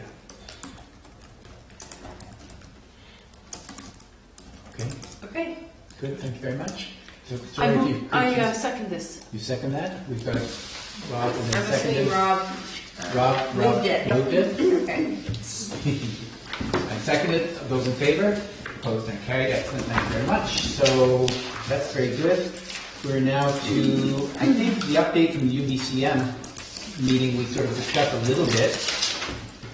I'll give you 3 minutes. 3 minutes. Go for it. Okay, so you've got the briefing note here. Yeah, We very met- good, by the way. Thank you very, very much. We met with the Minister of Transportation. We also met, and we raised the points here. There was, I have to say, it was a very different meeting to ones we've had in the past with Ministers of Transportation. There was a lot of just nodding of heads when, she said her stuff. Yes, they will be doing a review. It will be looking at the needs of coastal communities. They won't be coming back to coastal communities, but, you know, I have to say I quite like what we were hearing. So, yeah. I won't go But the into review won't be a financial operations review like the AG did. Yeah. It will be more on how BC Ferries is meeting the needs of coastal communities. We also met with Arts, Culture and Tourism, and BC Ferries was brought up there as well because we depend on the ferry for tourism, and that we were also supportive of a fare reduction because that would help tourism as well. I also then mentioned, I was approached by, I want to go back to the Minister of Transportation. The big takeaway for me from that meeting was that she was interested to hear that we'll be finalizing our transportation plan, and she said she'd like a copy of that and would like to help us implement it. So I think that would be the nice follow-up to this meeting was when we're done, when we finish it, to get a nice cover letter and send it off and sort of say, look, this is what we're up to. That's fantastic. Okay, and that can then pull in those points about active transportation. Sure. So that was the takeaway on that one.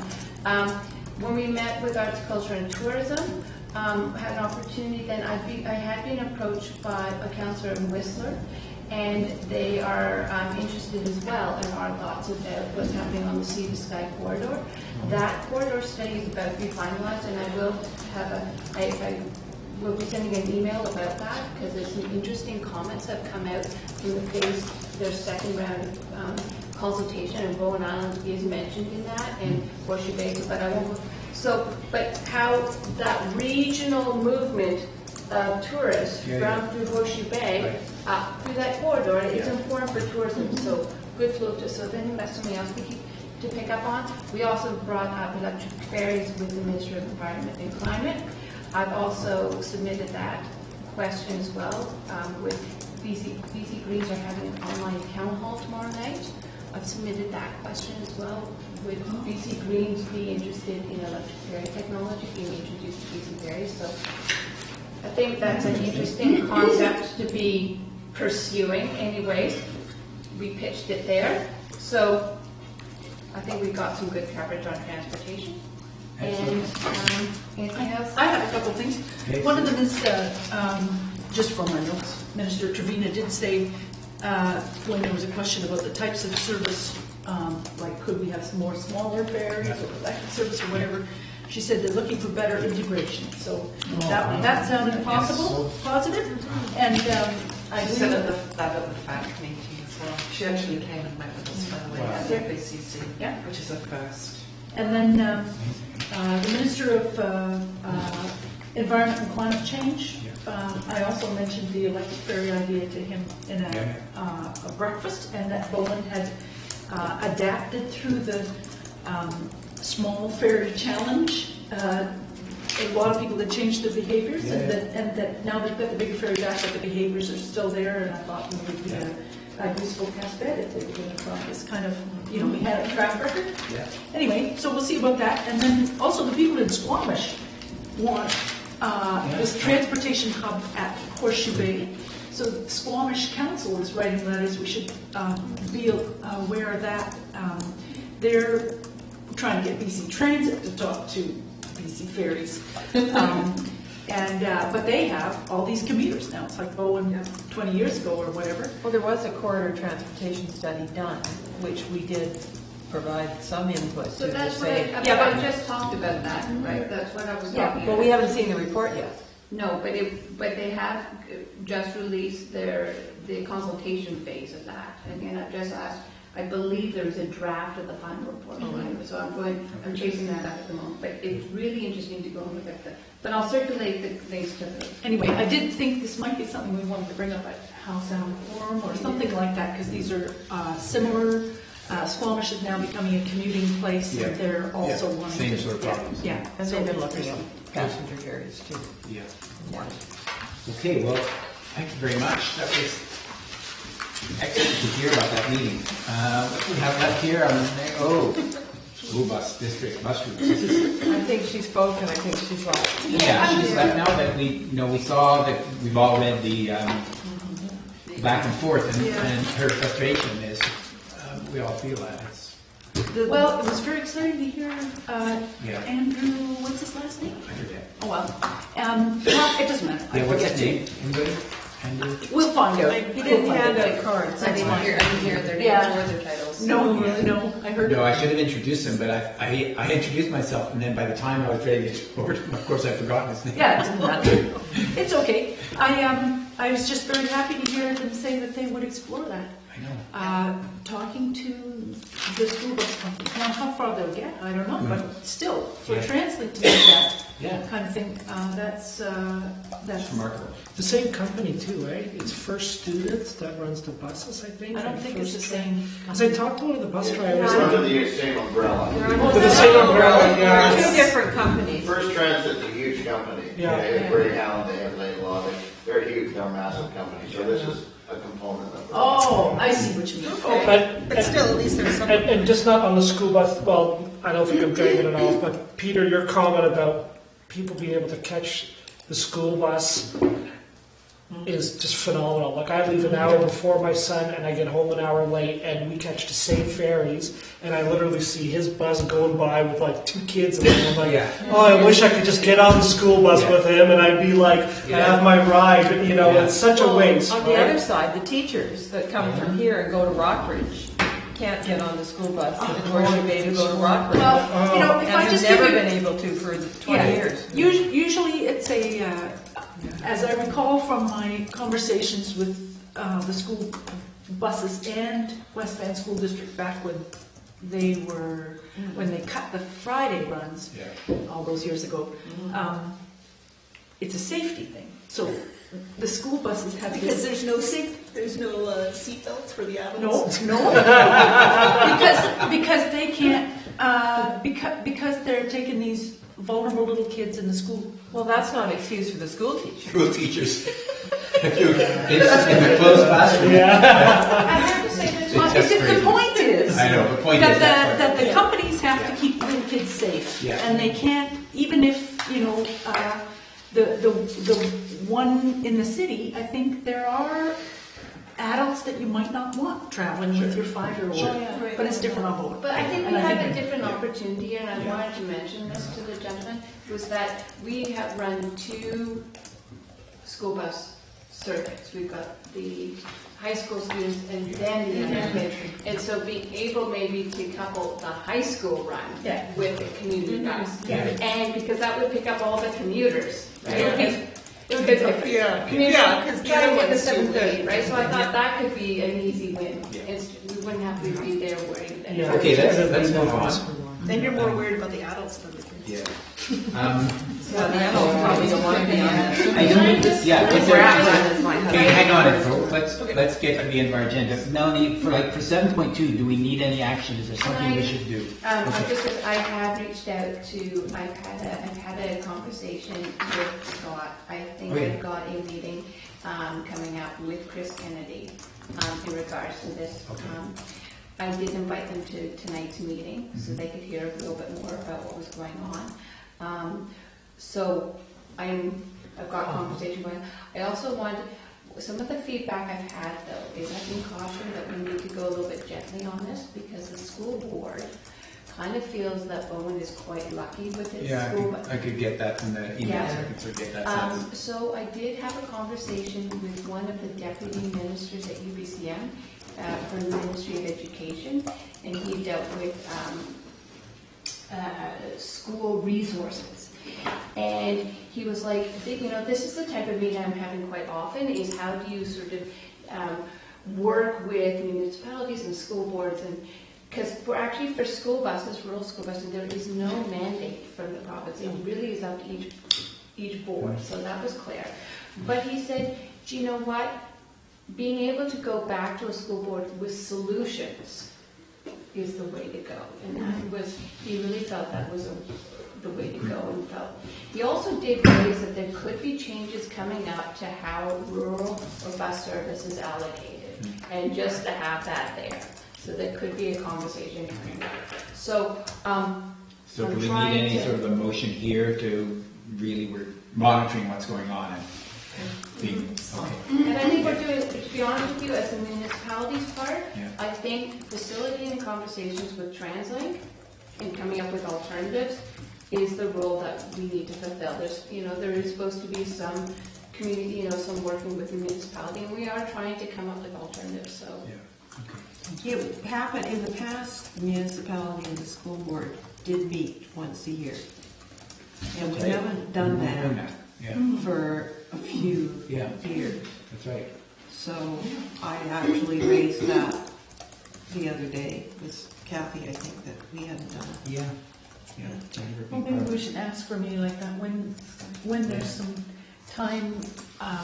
timeliness to it and we've got some solution to offer. Yeah. Sort of thing. That was good. Save it. Okay, on the free return ferry trip, so I was trying to remember how we, remember the leaflet we developed, which Oh, the included... fact it's a round trip fare. And that included, had that information in there, but how did we distribute that? Because they wouldn't agree to give it out at the booth, but what did we do? We put it in There was a box. there? It was on a little rack at the... Yeah, it was in a little rack that was Okay. at the concession. At the snack bar, there was a Yeah, rack, and that's they right. and they went. They went? They definitely went. And then I also put it up on the bulletin board, right? So Right. it was there. I still think we should be lobbying to get them to print it on the ticket. I totally agree. A round trip ticket. I would Seems so be very obvious. happy to write with the Sport of this committee direct to BC Ferries and have them just put round trip, Bowen Island round Why trip don't we bring ticket. it, when's our next meeting with the... Let's put that on our next back meeting. Next Okay, next meeting with Bowen Island. Yes. Just the Bowen Right. Island. No, the alternative. So the ferry ferry one. meeting is 9th of You know what, November. I think I support you, but why don't you just cite the email and just get it off and then see, and then we can keep... Why don't we do that? Then we could, if they are It's tracking the any deals, assistant we can- terminal manager guy you need to send it to. Is it Doug? The other Okay. guy? I'll find I've out. got his name. Because we finally got the boarding area on the boarding pass. Because I made a comment when they gave us a tour of the tower and I said, Oh, it's my how boarding long ago was pass. that? Yeah, well, that was about 3 years ago. Okay. Because Darren says we can't change the format of the ticket, but obviously they did. Yeah, they were. It's like, this is the same Yeah. conversation as having, you can marshal your vehicle. Well, that's any on the of boarding lane. pass. Yeah. So I mean, that's, yeah. so that you could send out I'll an send email, a letter. but also then put it on the agenda for the meeting with BC Ferries. I will do this. Okay. With pleasure. Excellent. The Cole Harbour Water Taxi, I sent a note to Mike, so Mike was here, telling him about the meeting. Well, I know Mike knew about the meeting. Then, inviting him to the meeting, please express your concerns. If you can, come tell them to me. And so he told them to me. But I was glad that he came. But I also asked him, Mike, is there any more help you need on the Cole Harbour Water Taxi? Because I got involved. I talked to the manager and this and that and so on last time. And he sort of, Well, we got he that just nice seemed letter. But he have to end up with some sort of an arrangement with the city of Vancouver, with the Parks Board, and I'm not sure what that is. So anyway, I don't have any more information. Mike didn't add anything on I that. think but he said he'd got an extension till the end of October. I know he's got an extension. It's not very long. It's not very long. So we got a letter from the manager of the Parks Board. Yeah, but It was just an extension. It's an extension that he has to get a license, a business license. He has to deal with insurance issues, a few sort of The things we expect on the dock down here. yeah, those kinds of things were needed. Well, the and- insurance shouldn't be an issue because he's I don't know. I'm not already going to got get it. into the He's our details, dog. but sure. Yeah. So anyway, I don't have anything more. Info items, we have a few things. Are there any other things anyone wants to add? Two things now. One of them is the homepage of BIM is changing. So right now it looks sort of like this, and our transportation stuff is still in a Yep. column down this side. Yeah. There was some discussion about what needs to be where. I just wanted to. I think I put something back in there that had fallen off. Anyway, I just wanted to flag that there had been discussion about moving, the website is changing. Yeah. So if people think that there could be a better place for all these transportation things, or if they could be combined into one thing that said, Getting to and from Bowen and what is transportation? If you go to the top, could it just become another one of those. It could, pops like up. EHOG can probably It go is. away. No, but on the banner where you've got. The transportation bar will no longer be there. It'll be under, I think it's under services or whatever the bar is, and it'll be unchangeable. Can it be more obvious to a visitor that it's getting to and from Bowen? Well, I think all I'm flagging. Sophie's been dealing with it, and we put it in her trusting hands, and, Yes. and it's going to go out to user testing and all that jazz. Yeah, yeah. So I just wanted to flag it's with in the people that works. it's changing, and So we should have a look at it and deal with the user testing. hopefully it'll come to this committee. Or should I? I'll take it to the communications Sure. group. Okay. And because I'm on that committee. And the second thing is this info that I sent David a couple of times. Yes, I don't know. and I never got it on. But this is just, so I'll just do a quick report. This is from the Islands Trust meeting. BC Ferries came, and the new people came, who are the terminal development team. And this is a new team within the past 6 or 8 months, mostly new to BC Ferries staff, so they seem to be, to us, to be more open-minded. And what I'll do is I'll just forward this email. Yeah. But basically, so you don't have to type everything. But basically, they're conducting public safety audits. They're And his whole talking about. presentation is now on the Islands Trust website. That's right. So I'll attach that link. But basically, the other thing is that when I asked a bunch of questions, it was yes, yes, yes, relating to Horseshoe Bay. I called it the waffle maker again. But I also asked about what we're looking for is for a transportation hub approach. Are you going to be using that? Yes. And so a bunch of good stuff. I'll forward you this email and the link now that the slides are up. Part of my And they really have, I went and asked them specifically about timing and us wanting to be involved at the beginning, and they haven't really even started yet. Okay, good. But they do have 2010. They're going to. I was talking to the other guy. Alison was talking to one, and I was talking to the other. Horseshoe Bay terminal planning will begin next year. And one of the things we brought up with.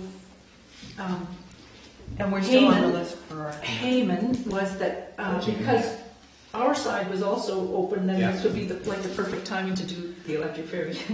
But also, Gabriola trustee noted that she wasn't hearing the usual outside the terminal, not our problem, and because they were doing safety audits on the Marshall, the hill, and that kind of thing. What's on our hill?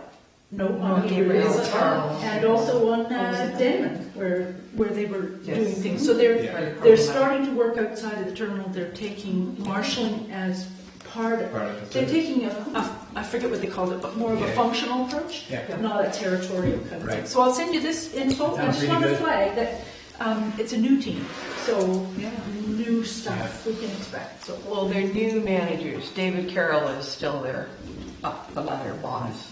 And he knows Bowen inside out and all the issues, and is a really good guy. So I happened to run into Chris Morris on the ferry on the way back, so I was asking how they were all put together.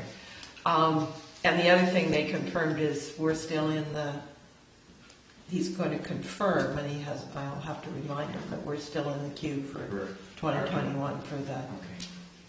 Well, we'll just put that on the agenda for the November meeting, just to remind them that we haven't forgotten, but they know we haven't forgotten. Now, we're about to adjourn. Peter, do you have something you want to add before we adjourn? Do we have any information on the refit? Because I always asked. Make myself available for expanded service for the refit. That's right. I don't know the dates offhand, but they are set, and I can convey them to you. Any idea what they have in store for me? Because it's not a very long period of time. It's not particularly long. It's the normal little one. Last time. No, that was exceptional. Like a couple of days. I'm thinking it's about 6 weeks or something like that. But I'll look. I've got it spread out somewhere. Come up and ask Peter for help. So Yeah, they talked to me earlier on and said, make yourself available. We should get that conversation moving.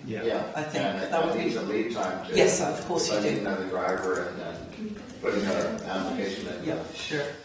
We'll talk about that at the next FAC meeting, Peter. Thank you very much, Peter. Anything else? Yeah, just for our next meeting, I would just like it, are we going to provide from BIMTech? We can provide TransLink with a response to their presentation today. Could we have that as an item for our next meeting? Good idea. Okay. Yeah. Well, we're gonna Hope, question- can you capture that? So at our next BIMTAC meeting, we'll have a discussion regarding a response to TransLink's presentation at this meeting. Mm-hmm. Because they got all kinds of different feedback, and we need to give them that. We need to say, okay, here's what we think.